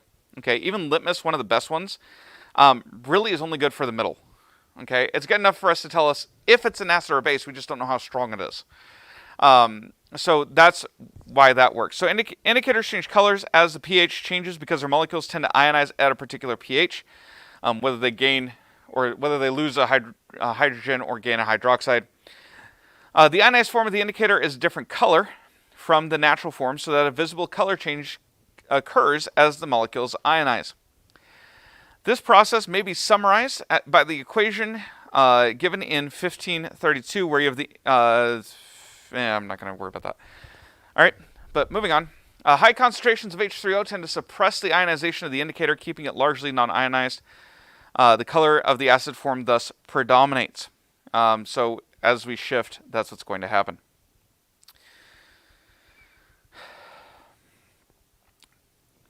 All right, so you can see that on page 260. One other means, perhaps the most common when I was growing up. Goodness, that sounds like I'm so old. I'm really not. But when I was in high school, the big common thing we used was universal indicators. Basically what they do is they take and prepackage in little strips of paper all the different, or many different, I should say, indicators, so the paper will turn different colors based on the pH. All right, so you can actually get a really decent approximation, which is way more cost effective for a small school than getting an electronic pH meter. Okay, at least back then, because they were still very expensive. All right, so you can see an example of that on page 260. And usually there's a chart on the dispenser, so you can compare and figure out about where the pH is. Okay?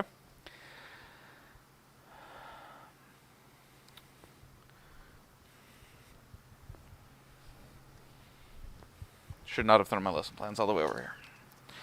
All right.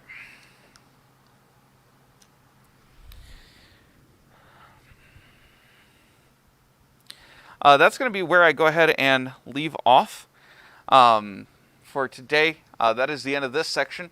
We'll talk about titrations, and if I can possibly do it, we'll watch the video on pH and POH tomorrow. Yeah, I'm getting done with all this. All right, so it is what it is, but that's it for now. All right, any questions? All right, keep in mind, make sure you're working on your chapter homework. I would especially get some more practice with pH, so it gets in your head on how to do it. Especially since this whole chapter is on acids and bases. pH is going to be a very big portion of quizzing and testing this chapter. Okay, so I know there's not normally math on quizzes. I can't remember if there's math on this one, but keep in mind pH will be a big thing because it's how we measure acids and bases. All right, so just make sure you know it.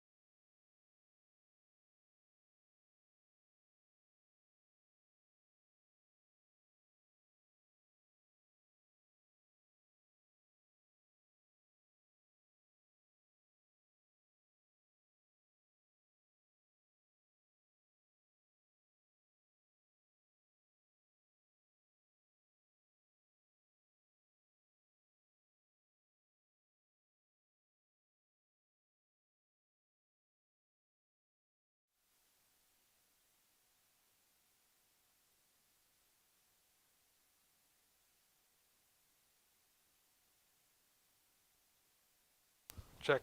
There we go.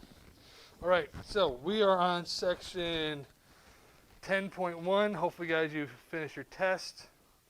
If you guys are online, make sure you take that test if you haven't already. We're on page number 278, the checking account. Okay. Hopefully, by now you guys have all have a savings account. You have some sort of checking account or something like that. Making a purchase or paying a bill by check or debit card has several advantages over paying by cash. Checks can be mailed safely. Payment may be stopped or on a lost or stolen check. Okay, checks and debit cards free you from carrying large amounts of cash, which can be lost or stolen. Canceled checks provide a receipt showing that a bill was paid. Checks are a record of expenses, which can help for budget planning and for income tax computation. Many people allow cash to flow easily through their fingers. When asked to give an account of how the cash was spent, they have no written record and their memory fails them. The key to handling all money is to be disciplined and responsible. Okay. One of the most popular is demand deposit. Okay, a checking account which can be easily opened at any local bank, can be handled before you open a checking account. You will want to know what types of accounts are available. So we have a demand deposit, we have a now account or super now account, and money market accounts. Okay. Now account means that it's negotiable order of withdrawal. The now account works little like a savings account and a checking account. You receive interest on your money. Now, super now amount accounts both require a minimum balance, which may be several $1,000s. Okay. So there's basically different types of checking accounts. Go to your bank, ask them what they have and what's available to you. Typically, you're going to want, for you guys right now, if you're to go to your bank and ask for a checking account or want to open a checking account, they're going to give you a student account because you're still a student in school, or you could be a student in college next year for your seniors. They're going to give you a student account, which is good because typically student accounts are not going to have a lot of fees. Okay. Most banks will charge you fees for using their checking account if you don't meet certain requirements. A lot of certain requirements are easy to be met. However, there are some cases where you can't meet those requirements. For instance, for the longest time, Mrs. Larson and I here, we banked at a certain bank because they did not have fees. They're a local bank. Okay.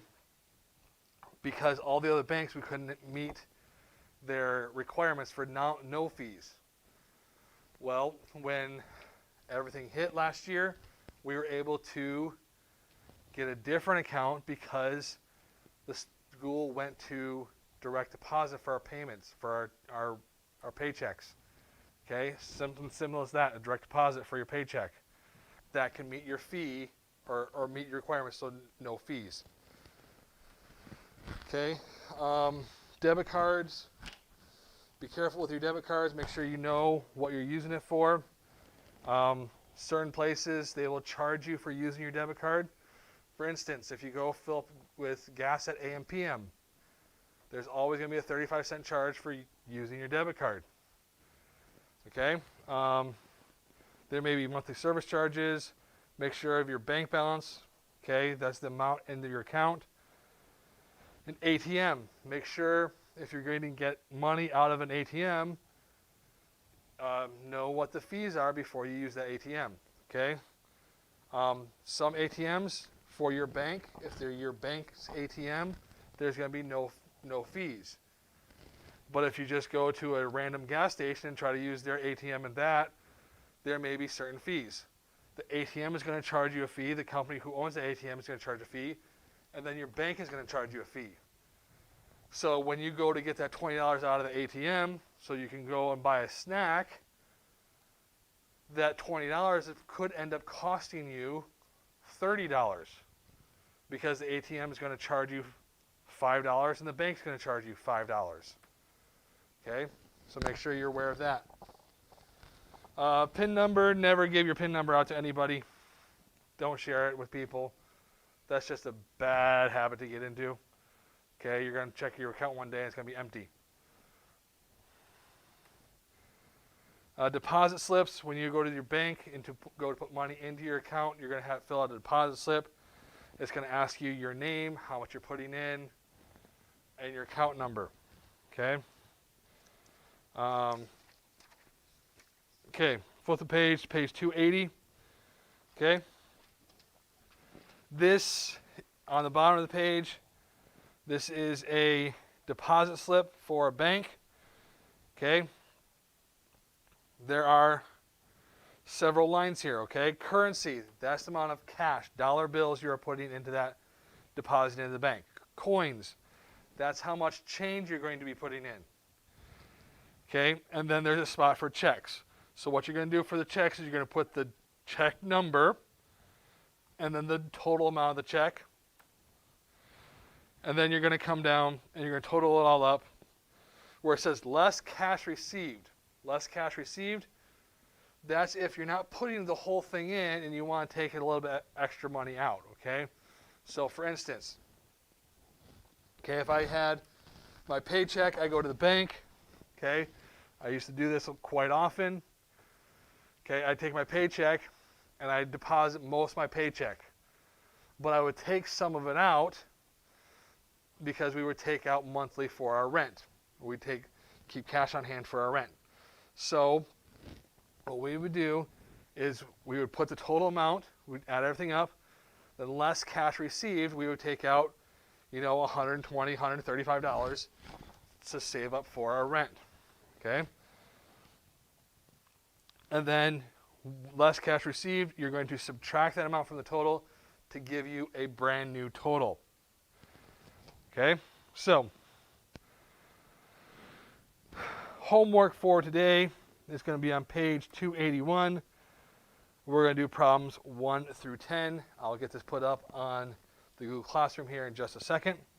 So problems 1 through 10 on page 281. Okay? And that's it for class today.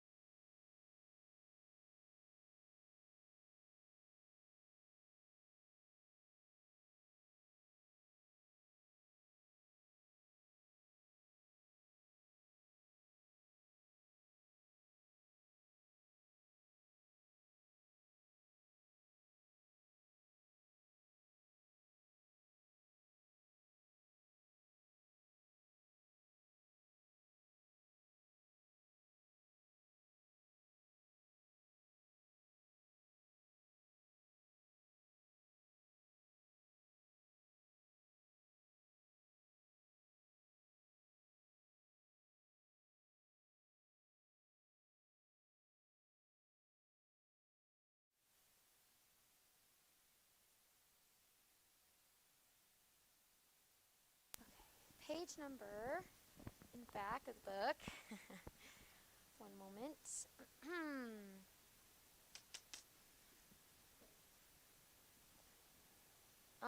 Page 275. So I'm going to hand out just a little thing that I found online that will kind of help you with putting your research paper together.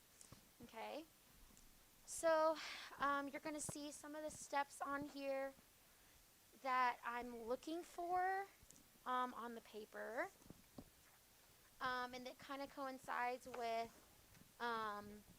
like our bibliography and then the outline. So something that'll really help you with putting something together will be the outline, okay?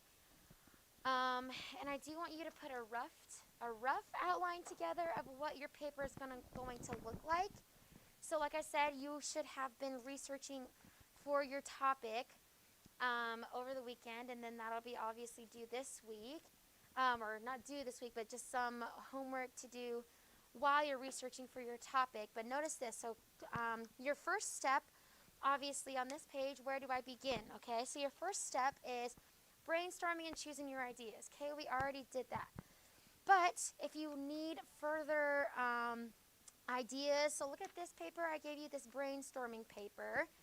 You need to write down your topic and then just kind of the random thoughts that you want answered on your page. So for example, if you're working or if you're doing nursing, you want to write something about maybe a specific area of nursing. Okay, then you're going to write stuff about that. You're going to ask questions about your research paper, like, okay, why do I feel like this profession, I want to do this profession, or why do I feel like this profession, or I want to talk about the influence of the profession on the world. I want to talk about all of this stuff. Okay, so this is the part where it's not quite put together, but these are all the parts of the paper, that you want answered, all the questions. Emma, take your hood off. Noah, take your hood off. And please pay attention. You do want, this is the paper where you brainstorm, okay? So this is like the imperfect part of the page where whatever you comes to your mind when it comes to your topic, that's what you're going to list out there. It's kind of like in this little form. You don't obviously have to use this, but you can write out your topic at the piece of paper and then just begin to list a bunch of ideas that you want answered in your paper. Like again, if you want to talk about the influence that your vocation has on the world, you want to talk about the ways to get into a college of your vocation or major in that, or the qualifications that you need in order to have that degree, all of those would be part of your vocation, okay? So how many hours you need to, studying, or how many hours of experience you need before you get your license in some sort of area, or your vocation, or your nursing degree, or something to that extent, okay? So your degree in to be a veterinarian, all of those go underneath your paper. So that would be a part of your brainstorming, okay? If you look at Peel paragraphs, then after you have all of these details together, go ahead and look at this page. Okay, Peel paragraphs are basically the paragraphs within the sentence that structures your it structures your paragraphs individually. So look at P, okay?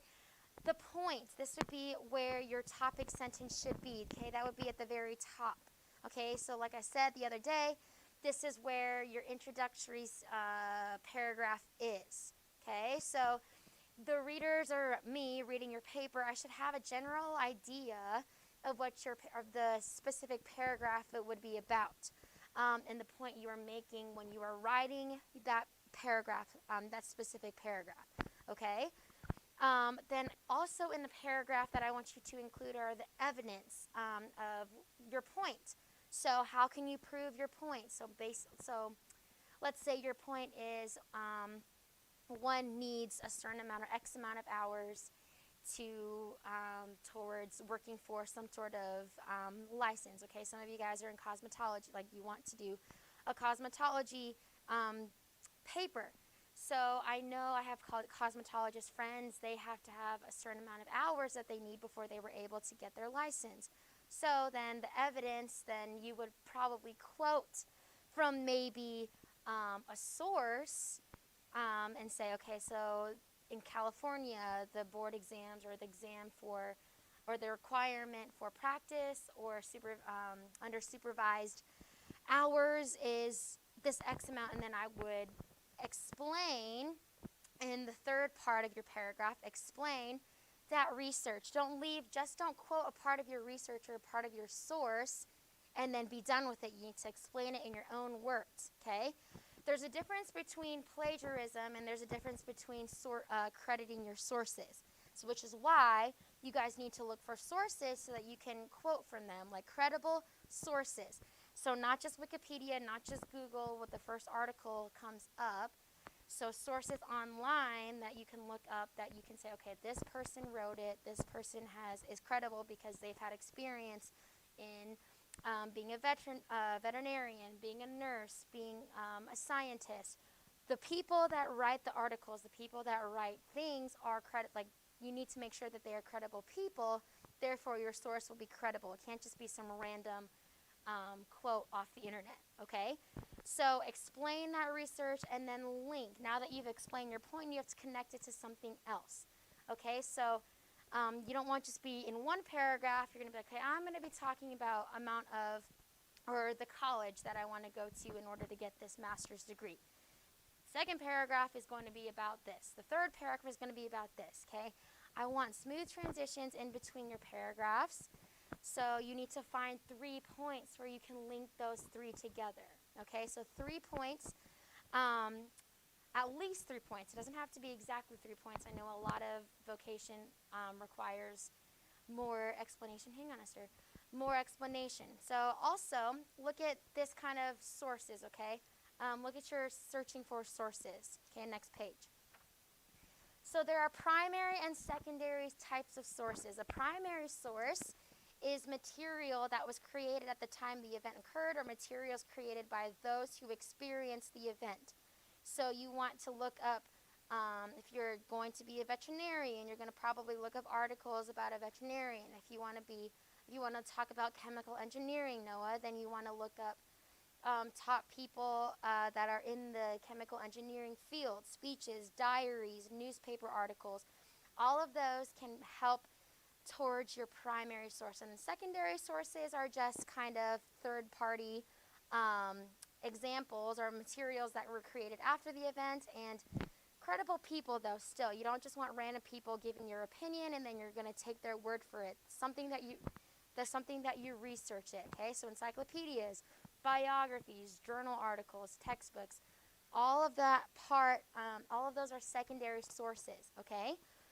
So at the bottom, the question is, what sources will best help you to answer your research question, all right? So it's not just a topic now, okay?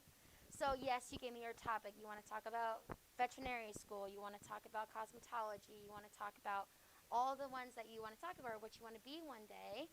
Okay, so now you have to tell me what about it, okay? So you want to explain to me, okay, the reasons why I want to become this, or I find the veterinary profession to be something, like just something that explains to me why you want to become, why you want to be, or what you want to be, or how does this have an influence in your life? It's so, like, why is it so special to you? What, does anybody influence you? Or if it's just a random vocation that you chose, something that you want to learn more about, okay? Or explain to me the process of becoming this, or the process of becoming a cosmetologist, or something like that, okay?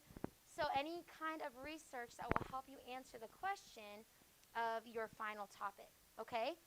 So look at the next page, okay? My topic, then you should see my thesis statement, subtopic, subtopic 2, subtopic 3, subtopic 4, conclusion. This is kind of what I was telling you about with the whole breaking it down, okay? So your thesis statement is the whole work, or kind of gives me an overview of the whole work, okay? It's kind of like a table of contents for your research paper, okay? Let me see if they're in our book, if they give you your thesis statement. Oh, okay, so look at page 285, okay? Page 285 with your first draft, letter G. Okay. Sorry, no. Letter. Let's see. That's in writing the conclusion. The introduction, I understand that, but that is part of. It's after taking your notes and everything like that. You don't have to do note cards.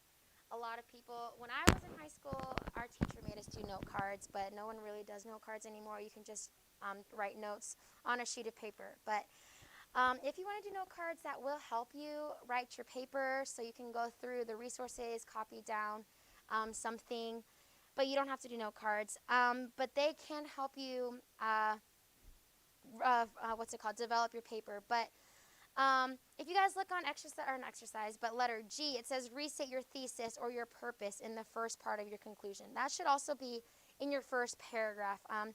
I'll look for the way that it should be structured, but I don't see a section where it talks about your actual outline, not your outline, but your actual paper.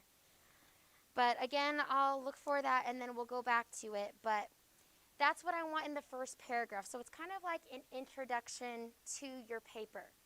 And what the thesis statement is, it's basically the whole sentence that summarizes your paper in a sentence. Okay, so for example, let's say I'm kind of venturing off topic here, but it's not exactly it's not exactly vocational, but for example, I wrote a research paper one time on the French Revolution, okay? So what my teacher was looking for were 3 aspects of the French Revolution that I wanted to prove. So for example, one of my thesis statement was talking about the French Revolution influenced France socially, politically, and economically, okay? So those are my 3 points that I'm going to mention within my paper. So that's my thesis statement. Then my subtopic 1 obviously would be talking about the social effects of the French Revolution in France. Then I would talk about the people. I would talk about all of that in that first paragraph. Does that make sense? Okay, so then my second topic that I mentioned in my thesis statement, politically, okay? My second paragraph would be talking about the politics, the repercussions, and the government. All of that would be included in my second paragraph. Okay, and then finally, my third topic would be economically. I would talk about the economy of France following the French Revolution. Okay, so that's what I mean. Your thesis statement kind of states the topics of your paper in each paragraph. So, Tori, what was your topic again? ICU nurse. Okay, so with ICU nurses, maybe my thesis statement would be, I want to talk about the qualifications of an ICU nurse, becoming an ICU nurse, and then the influence of an ICU nurse. All right, so that would be kind of like my 3 points. The first topic the qualifications of an ICU nurse, would be my first paragraph, okay? So maybe to kind of like break it up to you, that would be all included. My thesis statement is in my introductory paragraph, okay? So this will be talking about maybe why you were influenced to be what you want to be, okay? So you say, this has always been part of your childhood or something that you've always been interested in. Maybe if you want to be a veterinarian, this would be where, okay, since a little kid, I've always been interested in animals, and I have a love for animals, blah, blah, blah, blah, blah, blah. That's your introduction paragraph. Then you would mention your thesis statement. Because of my interest in animals, I want to talk about the qualifications of being a veterinarian, blah, blah, blah, blah, blah. Like the schooling for a veterinarian, the process of becoming a veterinarian. That's what I would talk about mention in my introductory paragraph, okay? So thesis statement is the purpose of my paragraph, and then I would mention my 3 points in this thesis statement, okay? So then if I have 3 points, 1, 2, 3, okay, then I'm talking about maybe becoming, let's talk about schooling, okay? Schooling for becoming whatever, all right? This would be my first paragraph. Okay. Then I want to move on to maybe experience. I know some degrees you need, obviously, maybe with a doctor, you need some sort of residency. So then I would be talking about experience in this paragraph. Experience. Okay, that'd be in my next paragraph. Okay, and then the third thing I want to talk about is finally becoming or getting a degree. Okay, or your license or coming degree, like when you actually become your vocation. So let's just put becoming vocation. Okay, so then that would be your third paragraph. All of these paragraphs are talking about your specific points that you list in your thesis statement or your purpose statement. Okay, and then the final paragraph would be your concluding paragraph, conclusion. Okay, this is where you tie all of these things together. This is where you kind of resolve your paper in the end. Okay, and then you finally close out your paper. Okay, so I want your research paper to be at least, actually we'll go through these in a minute, or towards the end of this week. I don't know, I have to look at it because I really want you guys to see how it's done in a book, but it just kind of gives you on how to cite your sources as was it? Page 280?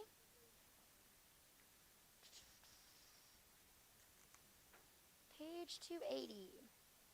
Okay, awesome. So there's a sample part of her thesis. Okay, so her topic is how Jane Austen's social class affected her writing. Okay, look at her thesis statement. She says, Jane Austen's position as part of the upper class of the early 19th century British society gave her not only a subject for her novels, but also the opportunity for her writing. Okay, so look at point A. This is going to be her first paragraph. She's talking about the subject for her novels or sources for her writing. Okay? And then she also mentions the opportunity for her writing. Look, that's point number 2. She's talking about all the opportunity that she had in writing. So I'm actually going to push back our due date for our first draft. I actually want to make that our outline draft. So March 19th it was supposed to be our first rough draft, but we'll just make that our outline date due.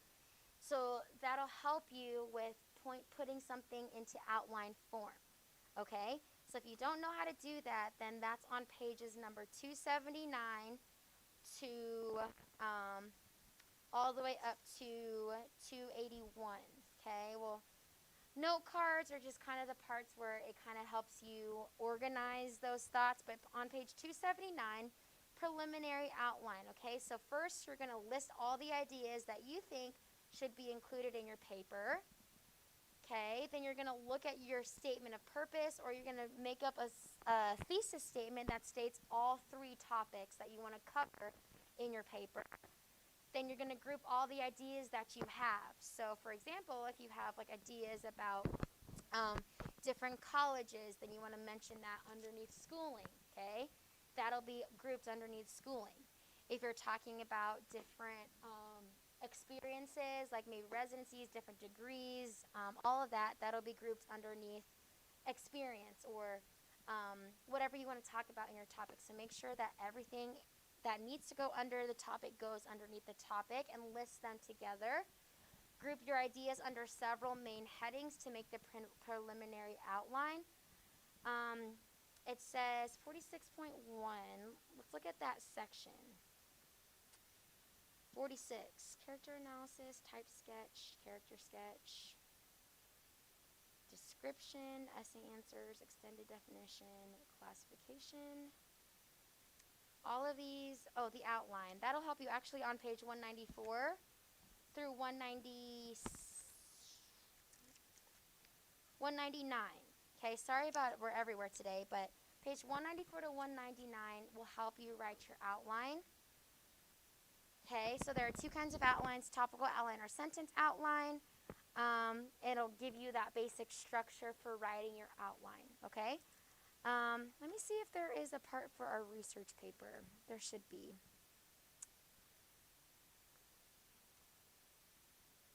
Writing process. Well, with the writing process, that's also in section 43. That will help you prepare for your research paper and preparing for it. Oh, look at page 173. Okay, page 173. The topic sentence is the sentence that states the main idea of a paragraph. The thesis statement basically is the topic sentence of an essay. The topic sentence is of the paragraph. It'll kind of tell you the point of the paragraph. With the thesis statement, it gives you the point of your entire essay. And then the summarizing sentence in the end, all of those. Section 44 will give you ideas on how to develop your paragraphs by listing examples, incidents, maybe stories that you read, and then you can cite those stories, and then reasons. So reasons why you want to become the vocational or the vocation that you chose. Reasons, all of this that you can list underneath those paragraphs. So if you look for the writing process and all of those, the compositions, on page 64 as well, or no, section 64, that will also help you with writing the research paper. So go ahead and turn over to section 64. This one will probably help you the most since it is the research paper. So just going through this, following section 64, preparing the paper and planning the paper, okay? Working bibliography. With this one, this will help you with your research. So what's the last page that I gave you in the handout? Or was that the last page? Okay, so yeah, that was the last page. But with the working bibliography, this is the part where you're looking up your sources. So look at 64.2. Find sources and prepare the working bibliography. Read first in an encyclopedia or an online catalog, online periodical. Check an essay, publish bibliography, so you can have books as your resources. You can have online, online sources or online databases that people may have put on there as your source, online periodicals like newspapers as your source, or you can actually have books or newspapers that you found. And then make sure you get the author. This will kind of help you with, that's where the 3x5 cards, they want you to put them on 3x5 cards, but like I said, you guys don't have to. Just make sure you write the first and the last name, the date of the author. If you got it online, write the website that you got it on and the year that it was, published. Look on page 278, okay? So for example, if you have a book, okay, so you want to list this bibliography on a page.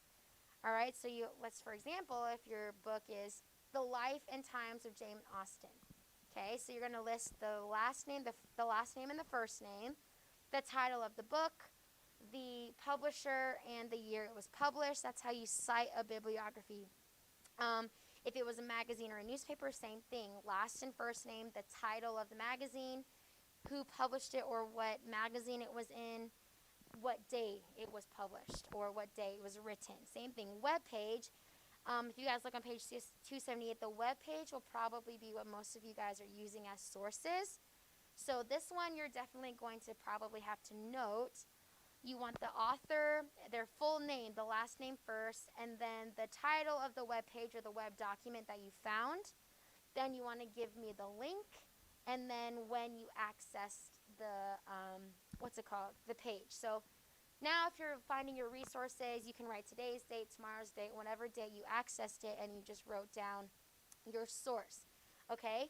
So then you're going to put these, all your sources on a sheet of paper at the very end of your paper, okay? So you're going to turn in your final draft at the end, and you're going to list out your bibliography page so that I know that you researched and that you included some of their research into your page, okay? So like I was saying earlier, there's a difference between plagiarism and citing people. Like you can quote directly from online sources as long as you cite them and then you explain it in your own words, okay? So I don't mind if you copy them word for word as long as you cite them, give them credit, and then explain in your own words what that means and how you apply it to what you want to be in the end, okay? So just some worksheets that I sent you that will kind of help you what I'm looking for, but mainly this is kind of what I'm looking for, okay? So this one will kind of help you place your ideas into some sort of organized whatever in your head, okay? So thesis statement, that's going to be my introductory paragraph. I need different subtopics, all of these paragraphs explaining some sort of my vocation, then a concluding paragraph in the end, okay? We're going to work on it continually, but make sure that you guys are working now. But again, our outline is due Friday the 19th, okay? So Friday the 19th, our outline will be due. I'm looking for my thesis statement and then at least 3 points, okay? So at least 3 points, doesn't have to be 4, but at least 3 points of 3 things that you want to research and talk about in your paper, okay? Are there any questions? Esther, did you have a question? No. No. So, like I just said, it could be at least 3. At least 3. So, it can be talking about 3 things. What was your topic again? What was it? Okay, restrictive plastic surgery. 3 things you want to talk about becoming one of those. Okay, if you want to talk about schooling, talk about life experiences or the purpose for it, then maybe talk about, do you have an idea of what else you want to talk about it? Not quite yet? So like, okay, so maybe if I were you, that I'd be talking about the benefits of plastic surgery. So whether it would be cosmetic or obviously if people were in a devastating like accident, maybe that would be something that you list. Huh? Right, okay, so you want to talk about the benefits or what the purpose for reconstructive surgery. You want to talk about the history of it, and then you want to talk about how it influences you and why you want to become that. Those would be the 3 paragraphs of the body of your paper. So my first paragraph would be the benefits of plastic surgery. Okay, then my second paragraph would be how to become a plastic surgeon or their history of it or how is it constructed, all of this. Then my third paragraph would be talking about the influence that it has on you, like why you want to become a plastic surgeon, why you're choosing this as your vocation, or all the stuff about it that interests you, and then your concluding paragraph in the end would tie all those 3 together. So in conclusion, talking about plastic surgery. Okay? So that's kind of what I'm looking for with our research paper. Again, it has to be at least 3 points. Okay? So a total of 5 paragraphs. With the research paper, there's a lot to accomplish with it, so I'm not looking for 1-page papers. So I'm going to say at least 2, but you can type out your paper, okay? 12-point font Times New Roman, all right? But we'll talk about the logistics in further depth later, okay? So if you have any questions, let me know. I can try to answer them as best as I can, and then hopefully we'll exercise on what I'm looking for, and then when we get closer, I'll probably have you bring in some sources so that if you guys have any questions, then we can write them out together, or I can answer those questions for you. Okay? So again, your outline is due on Friday, March 19th. So that is next Friday. So make sure that you're researching now. You have this week and next week to find what you want to talk about. If you need help putting your topic into an outline, you can bring me all the ideas that you have, and then I can try to help you construct it into an outline, and then we can work on that together if you're still kind of confused on how to construct it, okay? All right, I know that's a lot. Sorry about that, but I do wanted to try to answer as much questions as we can. Go ahead and turn to page 491 in your literature books.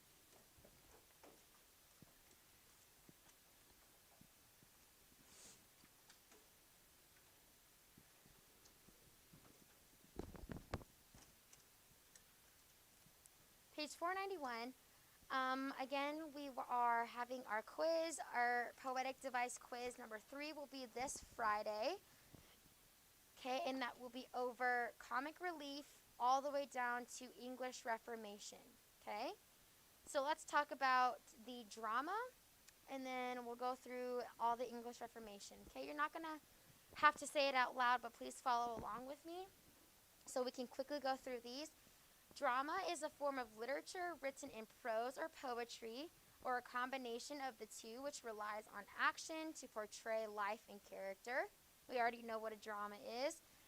We studied that a couple units ago with William Shakespeare, and we saw that the rise in drama happened. The dramatic monologue, it's a lyric poem in which single character, so single, mono, a lyric poem in which a single character engages in conversation with a silent listener, revealing a dramatic situation. It was developed by Robert Browning. You just need to know what it is. You don't need to know who developed it for this quiz. The dramatic structure, which is the plot of a play in the following sequence: exposition, rising action, turning point, catastrophe, and the denouement, which we kind of studied, or we were looking at last week. That will be included on the quiz on Friday. The elegiac poem, a poem characterized by sober meditations on death. Elegy, a melancholy poem, which reflects on nature and death. So know the differences between both of these. You don't need to know what a pastoral elegy is, just know what an elegy is. Elizabethan Playhouse, the Globe, which is a London theater where many of Shakespeare's plays were performed. And then the English Reformation, kind of what we've been studying a little bit, the Protestant Reformation in England, when we talked about this before. The Protestant Reformation in England, during this time, Henry VIII severed England's ties with the Church of Rome and helped to establish Protestantism in England. The Bible was also translated into English during this time. So you just need to know this was also the Protestant Reformation in England. Okay? So study these. The quiz on Friday will be from Comic Relief to English Reformation. All right, go ahead and turn back quickly to page number 200 and page 204. You were to read page 204 to 207. Just some things. Let me grab my PowerPoint really quickly. We have a few more minutes left. Just some things to mark. Actually, we'll go over our PowerPoint or my PowerPoint tomorrow, but you want to highlight some of these things about the hymn writers of the 18th century, okay? So with Isaac Watts, you want to know he was the father of English hymnody. He was one of the most famous hymnists during this time. So you want to know he was the father of English hymnody. He published his hymns and spiritual songs. People had access to these hymns for the first time. So we have a lot of the poems that we saw. They were written in meter and different metrical stanzas. But when Isaac Watts put his hymn book together, people were able to see this as lyrical, and they were able to, they had access to hymns that went beyond random poems that they had. Philip Doddridge, he also became a writer. Charles Wesley, he was known as the poet of Methodism. You want to know him as well. Augustus Toplady, he wrote Rock of Ages, which was the first hymn writer. He was the first hymn writer who wrote hymns for the evangelical movement within the Church of England. So you want to know him as well. That was Augustus Toplady. John Rippon, he published the first Baptist hymnal. So you want to know that about John Rippon. And then just two other hymn writers were John Newton and William Cowper. They wrote autobiographical hymns of their spiritual experiences. So just some names of famous hymn writers in the 18th century. Here we see in How Are Thy Servants Blessed, O Lord. Look at the introduction paragraph there. It says, the following hymn, which came at the end of an essay entitled Greatness, is based on Addison's personal experience of being in a storm at sea in the Mediterranean in 1700. The theme of this work, and you want to write it down somewhere, is gratitude towards God for saving his life. Gratitude towards God for saving his life.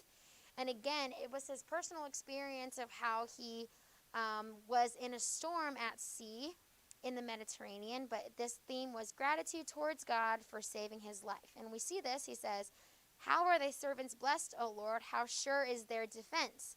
Obviously, God is our defense. He's always trying to protect us. He says, eternal wisdom is their guide, their help, omnipotence. Okay, we know God is all powerful. Yet then, from all my griefs, O Lord, thy mercy set me free, whilst in confidence of prayer my soul took hold on thee. In midst of dangers, fears, and death, thy goodness I'll adore, and praise thee for thy mercies past, and humbly hope for more.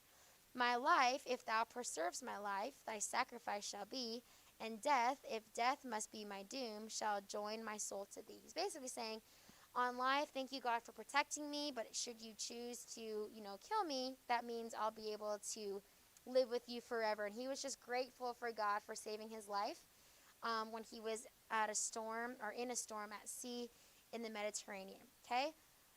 We'll go over page 205 to 207 tomorrow, but tonight for homework, please read pages 208 to 212, okay? And we're just going to go through these hymn writers of the 18th century. And then, so tonight for homework, just work on your outline for your research paper, and then we'll go through our review section. We're going to go through and have, we'll have a test sometime this week, hopefully on Friday, maybe Thursday, but we'll just, not before we obviously review, and that'll be over sections 15 to 22, okay? So we'll have more review for that. We'll review like we've been doing with sentence improvements. All of those will be announced tomorrow during class. Actually, I probably won't be here during class. So we'll have our test next week, okay? So I'll announce that either Wednesday or Thursday when our test over sections 15 to 22 will be. But yeah, tomorrow, girls, our game, or Kylie, our game's at 1, so we'll be missing class tomorrow. Yeah, so, but tomorrow also study for your quiz 8 in vocab. So if you haven't turned in your vocab words already, or not your vocab words, your roots, your prefixes, and your suffixes, do so. I think it looks like a lot of people have. Tonight, study for your quiz, and then do exercise C, okay? Exercise C, which is your roots, your prefixes, and your suffixes. Just do that, and then we'll go over that before the quiz tomorrow. So make sure you guys are studying. But other than that, you guys are dismissed.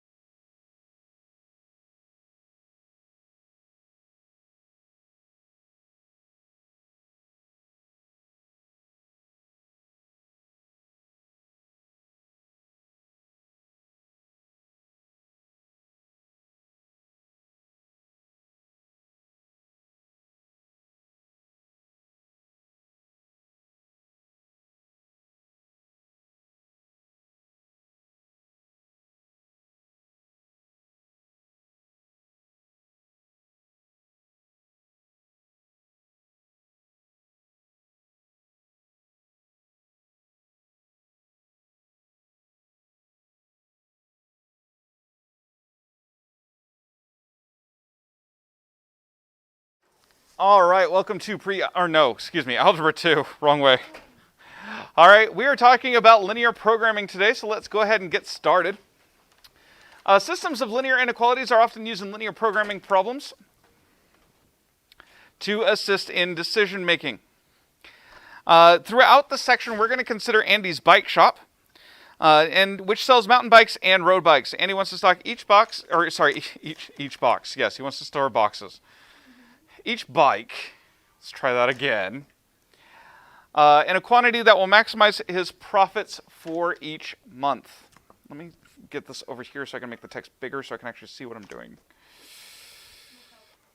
It would.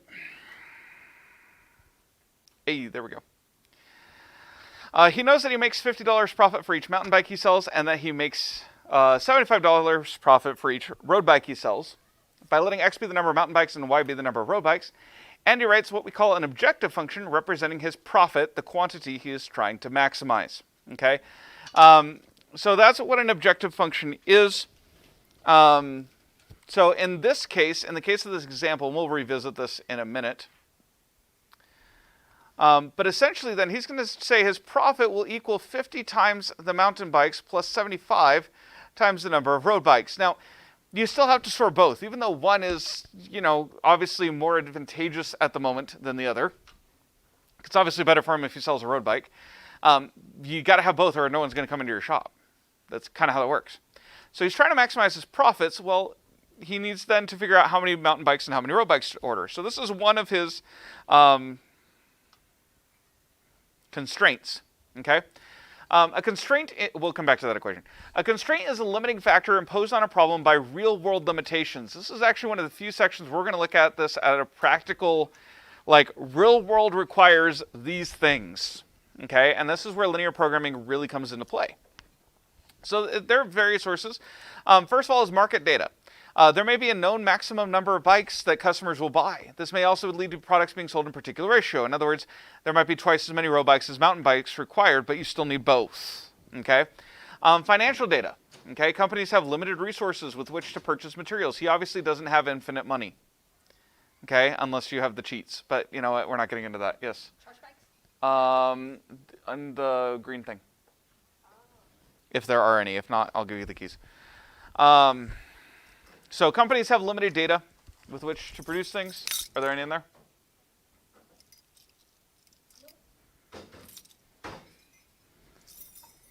Thank you. Did you wipe down the tables too? Yep. Oh, all right. Pick up all the trash on the ground? Nope. Cool, after you get the trash bags? All right, thank you.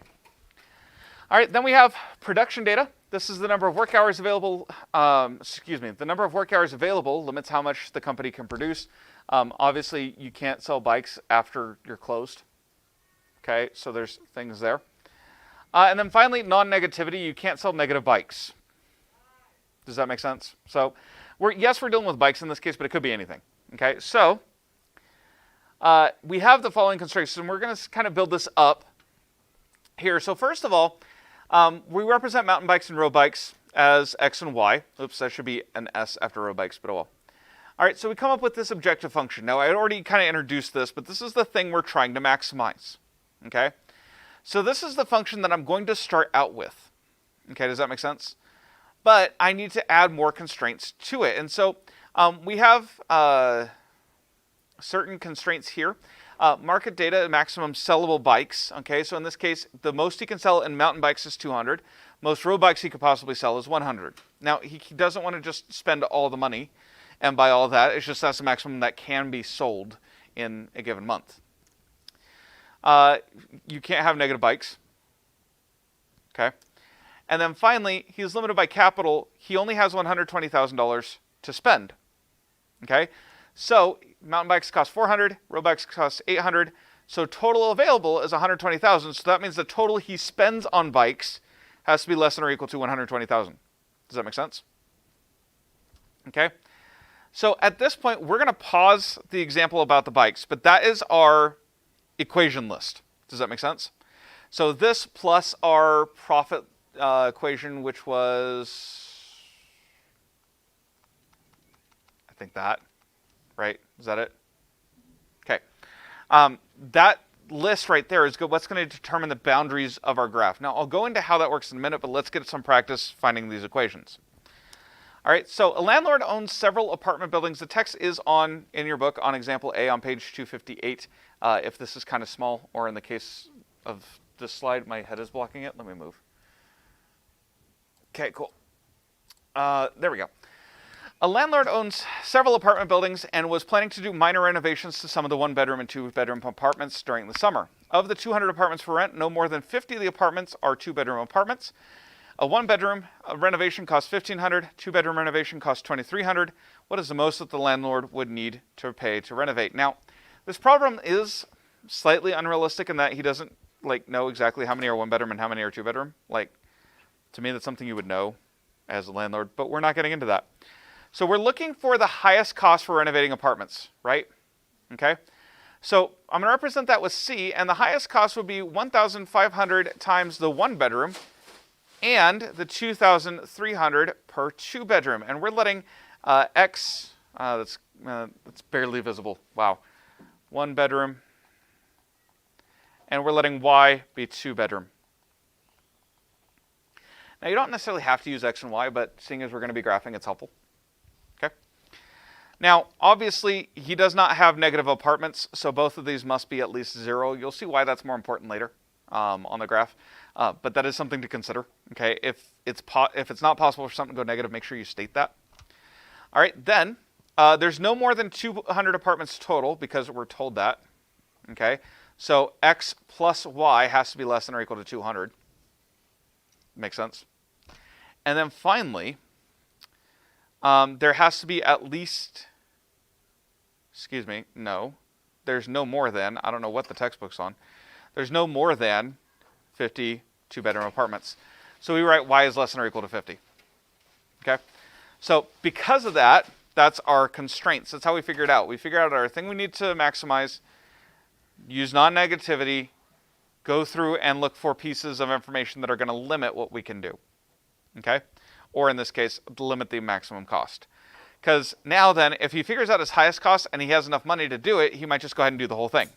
If not, then he might go through and just do the ones that are the worst and save the rest for the next summer. Does that make sense? Cool. Thank you.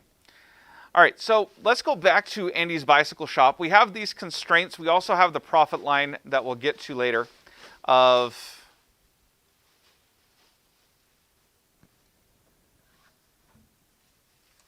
RIP 50x and 75y. Okay. So what we're going to do for this is we're going to have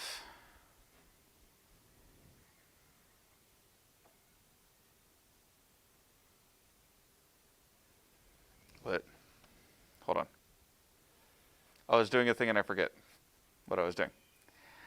Now these constraints form a system of inequalities. By graphing the region to the solution to the system of inequalities, Andy can find the feasible solution region, which is the intersection of inequalities in the system. Now I'm going to throw this whole thing up here, the whole graph, and then I'm going to show you guys how we get there. Okay? So this is what the graph looks like. More specifically, that's the solution region.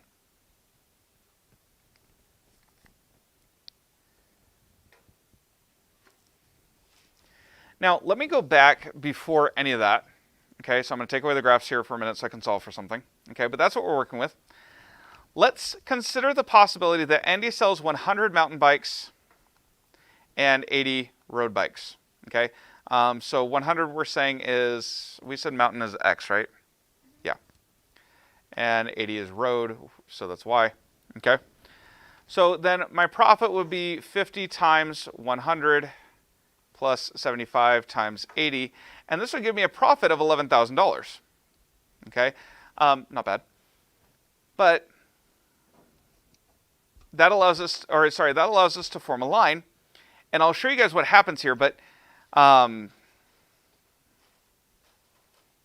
in the graph, but I'm just mentioning this here. This is a possibility. This would actually fit inside the region. Let me go ahead and click the link. Is that a thing I can do? Nope, the pen. How do I pointer options. Just give me the pointer.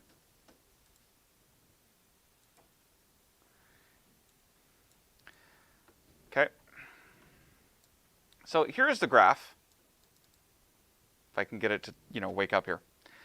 All right. And we're starting out with 11,000. So this is in his line. Now, keep in mind, the solution region, it's not as obvious on here because I couldn't draw the shape on the graph real well.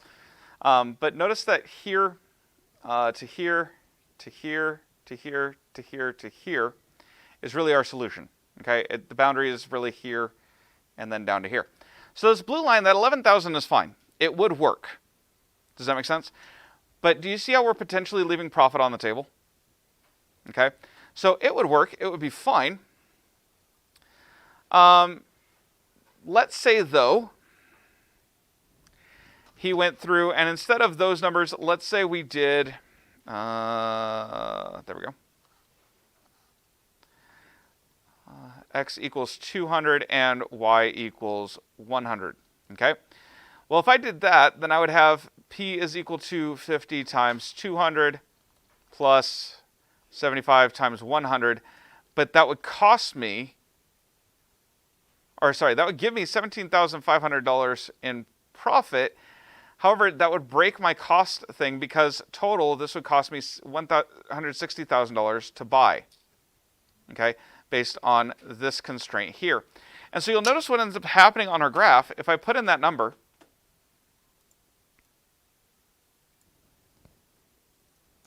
nope, that's the wrong button.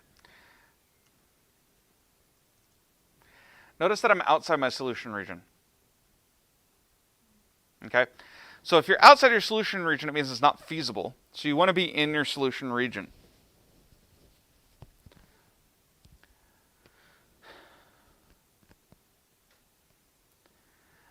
Now, because the $17,500 line never intersects the solution region, it just has to go in a little bit. Okay, we conclude that he can never make that much profit in a month. It's not possible for him to make over $17,000 in profit, or $17,500 a month in profit. Okay, so that is not possible. So the goal of linear programming is to find the optimal objective value. That's the entire plan. Okay, which in this case is to maximize profits. Okay, sometimes we'll try to minimize a cost. Okay, we might want to try to minimize, for example, the renovation costs. So if we look at this, and then if I go through and say that P is equal to 11,000, that's not going to let me do it. How did I even do this? I don't even remember. Oh, if we solve it down, they have the same slope, and we're always going to have that 2/3 slope. Okay, that's always going to exist. Okay, if we compare this to the 11,000, actually, if I just move this, why don't I have a slider? Oh, there we go. Okay, if I just move it, notice that the slope just changes, or the slope doesn't change; it just moves.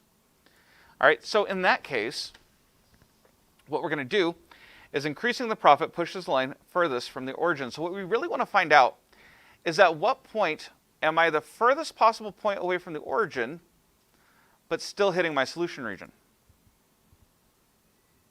And that's going to be the solution to my problem. Now, I didn't mean to hit that. Let me see here. We've got to be at 13. Oh. Now, the true answer is 13,750. That's when we hit the line. Okay? So the graphs are helpful. They're just not the end all here. Now, notice if I come all the way down here to the origin, I would make $0 in profit. If I sell 0 bikes, I make no money. Okay, notice again, I can't sell negative bikes. And then as I keep going, and keep going, and keep going, I reach a point where I'm only selling 100... Nope, I lost my train of thought. It derailed. Never mind. I don't know what I was saying. But anyway, as you see, the point here is to just barely touch the solution region at 13,750, because then we hit our maximum point where we have 200 mountain bikes, 50 road bikes. Okay, that would be his maximum profit.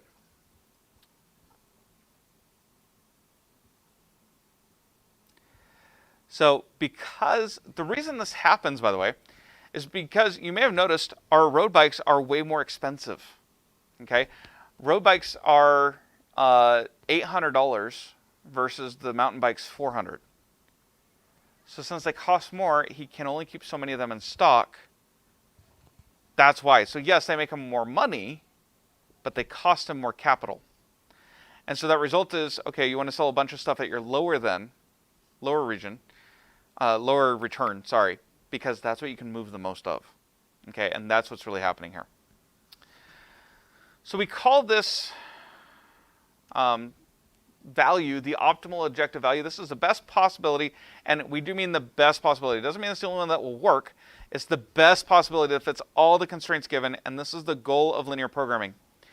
If an optimal objective value exists, it will always, and I do mean always, be achieved at the vertex of the feasible solution. Okay? So it will always be at the vertex. So let's go back to our graph and let's hide this line. Let's say we didn't have a profit line. Where's my cursor? There we go. Let's say I didn't have a profit line. Okay, but I do still have all these regions. Okay? So instead what I can do is I can calculate my profit here. Okay, because there's no point in calculating it at 0. So I just go around to all my vertices. Okay? So I calculate my profit here. I can calculate it here, because that's my next vertex. I can calculate it here, because that's my next vertex, or I can calculate it here. And those values there, whoops, I had done so well.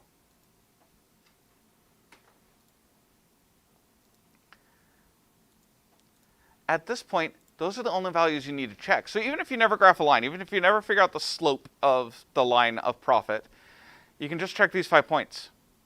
By the way, I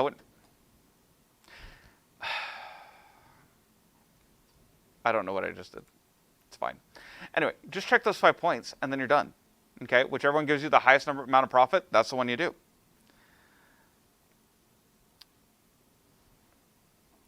So we don't need to worry about finding the lines, even though I can show you how to do that. We just solve for y and then simplify. That's really all there is to it. But again, all you have to do then is find the optimal value. So let's look at the steps here. This is on page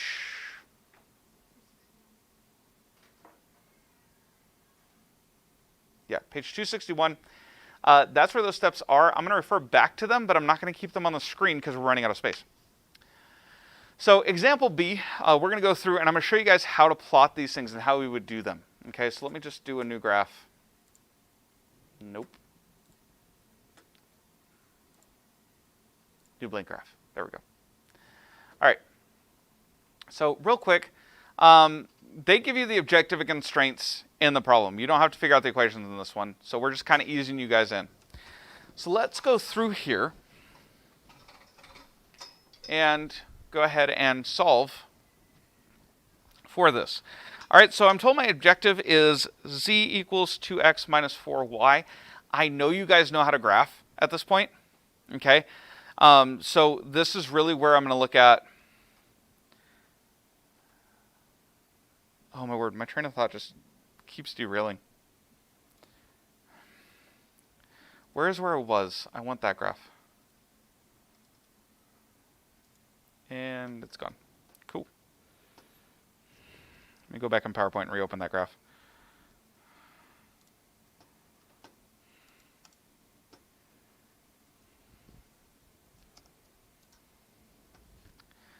All right. Now, the one you don't actually put in when you're setting up your region is you don't put in your objective. Your objective is how you check the points. Okay, so we're just going to put in our constraints. So 6x minus y is greater than x minus y is greater than or equal to negative 5. If you just hit greater than equal to in Desmos, it will automatically create the greater than equal to symbol. All right, so there's the first one. Okay, then I'm going to put in the next one. X plus y is less than or equal to 5. And then we have x minus 6y is less than or equal to 5. Okay, so I know you guys know how to graph, so I'm not going to hammer on the graphing in this case. I'm only going to look at, you guys will be either handed a graph or you guys can use Desmos to create the graph because seriously. Okay, and then all you do then is you check the 3 points. All right, so you have -1, -1. 0, 5, and 5, 0. Those are your 3 points to check. You are given a triangle here. Okay? So then, at this point, I'm to find the minimum and maximum values. So I'm going to plug in all 3 and see what gives me my maximum and minimum. Hey, real quick, do you guys need these? Okay, cool. They're going away.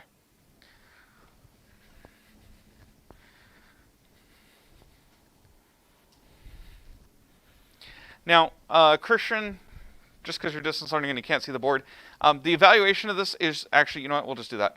Evaluation of this is on page 261, okay? So if I plug in 0, 5, I get negative 20. If I plug in negative 1, I get 2. If I plug in 5, 0, I get 10. I'm assuming you guys know how to plug in 2 equations, okay?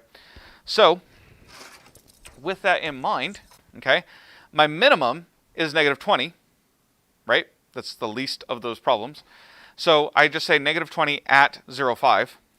My maximum is 10 at 5, 0. Okay? Negative 1 is just somewhere in the middle. It's not really interesting, so we don't care. All right, does that make sense? So you graph your constraints, and then you plug in those points to your objective.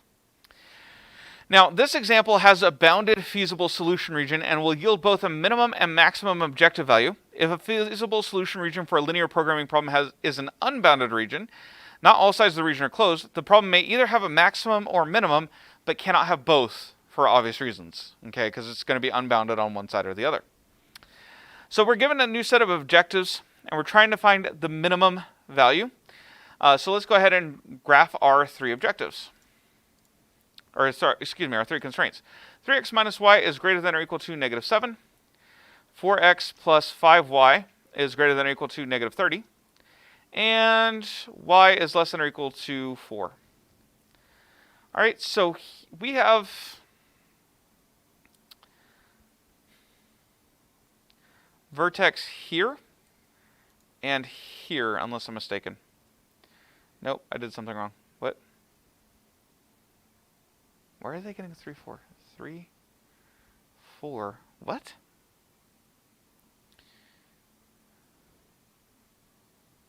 Did I type something wrong?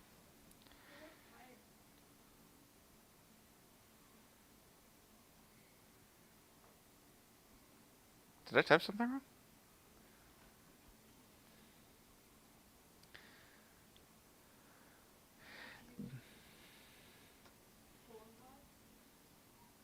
Oh, there we go. RIP. Okay, that explains a lot. So we have negative 5, negative 2. There we go. And 3, 4. The 2 vertices that were given. Okay, notice it's completely unbounded. We have, like, it goes infinitely out in this region. Okay, so with that then, we're going to check those 2 points. If when we evaluate them, we find that our minimum is negative 9 at 3, 4. Okay. And I know I'm kind of glossing over the plug-in, but I can only do so much on the screen at once.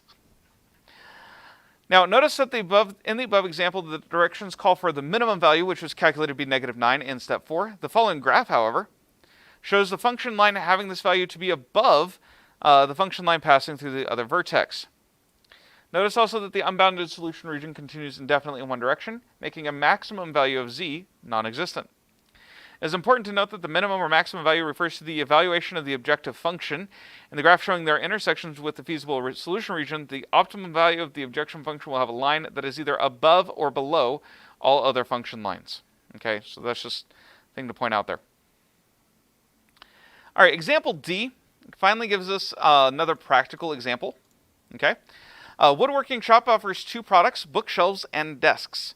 A bookshelf takes 8 hours to complete. A desk takes 12 hours to complete.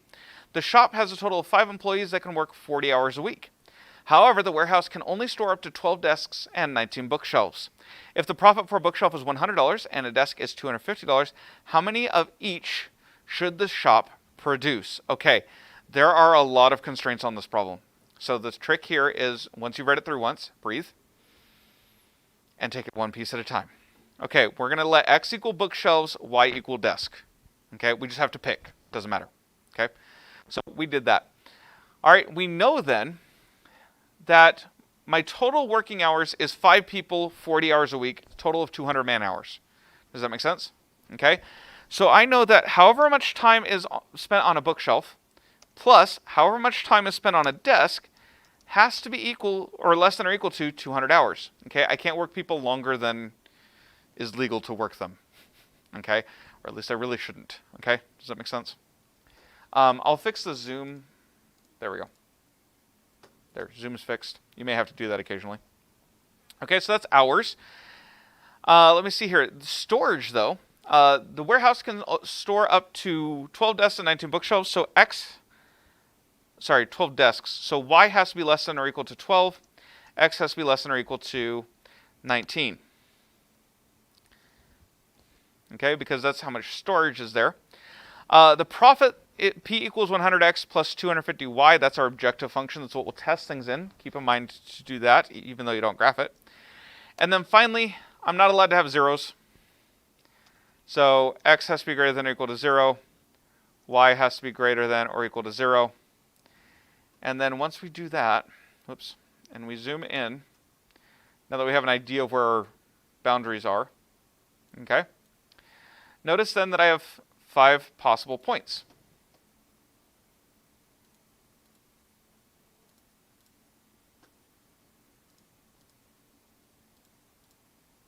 Okay, so those 5 points are really the idea for what I'm going to want to do. Now, keep in mind, chances are I'm not going to want anything on the vertices, but it is something worth checking, because if it's really going to make that much of a difference, like if you're going to make more profit that way, go for it. But realistically, the answer is going to be one of the other two. Okay, does that make sense? Obviously, 0, 0, we make $0. Okay, that would be a problem. Okay, if we go 0, 12, we would make $3,000. Okay, if we make 7, 12, then, sorry, 0, which one's X? I forget. 0 bookshelves, 12 desks, we make $3,000. That's not bad. If we make 7, so help me, why can I not remember which one's which? 7 bookshelves and 12 desks, we make $3,700. If I make 19 bookshelves and 4 desks, we make $2,900. And finally, if I make just 19 bookshelves, we get $1,900. So notice then, my ideal profit is at 712 for $3,700. Okay, fortunately, solving the profit line the objective function is really just as simple as throwing them all in your calculator, seeing which one's the highest. Let's make it easy on yourselves.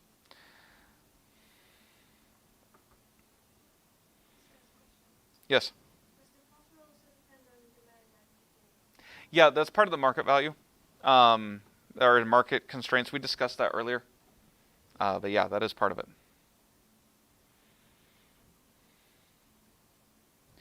It's just not given to us in this problem.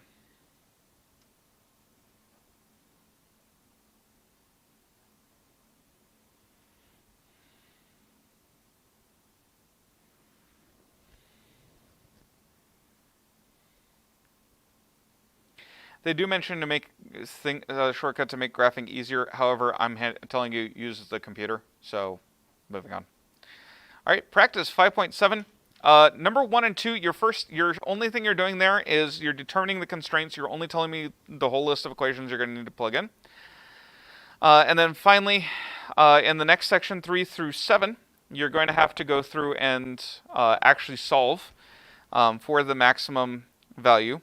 And then finally, you do have some word. I said finally earlier. You do have some word problems there to solve in linear programming style. All right, so that's what you guys are working on. Whoops. And that is, you stay there. I was trying to grab the scroll bar. Goodness.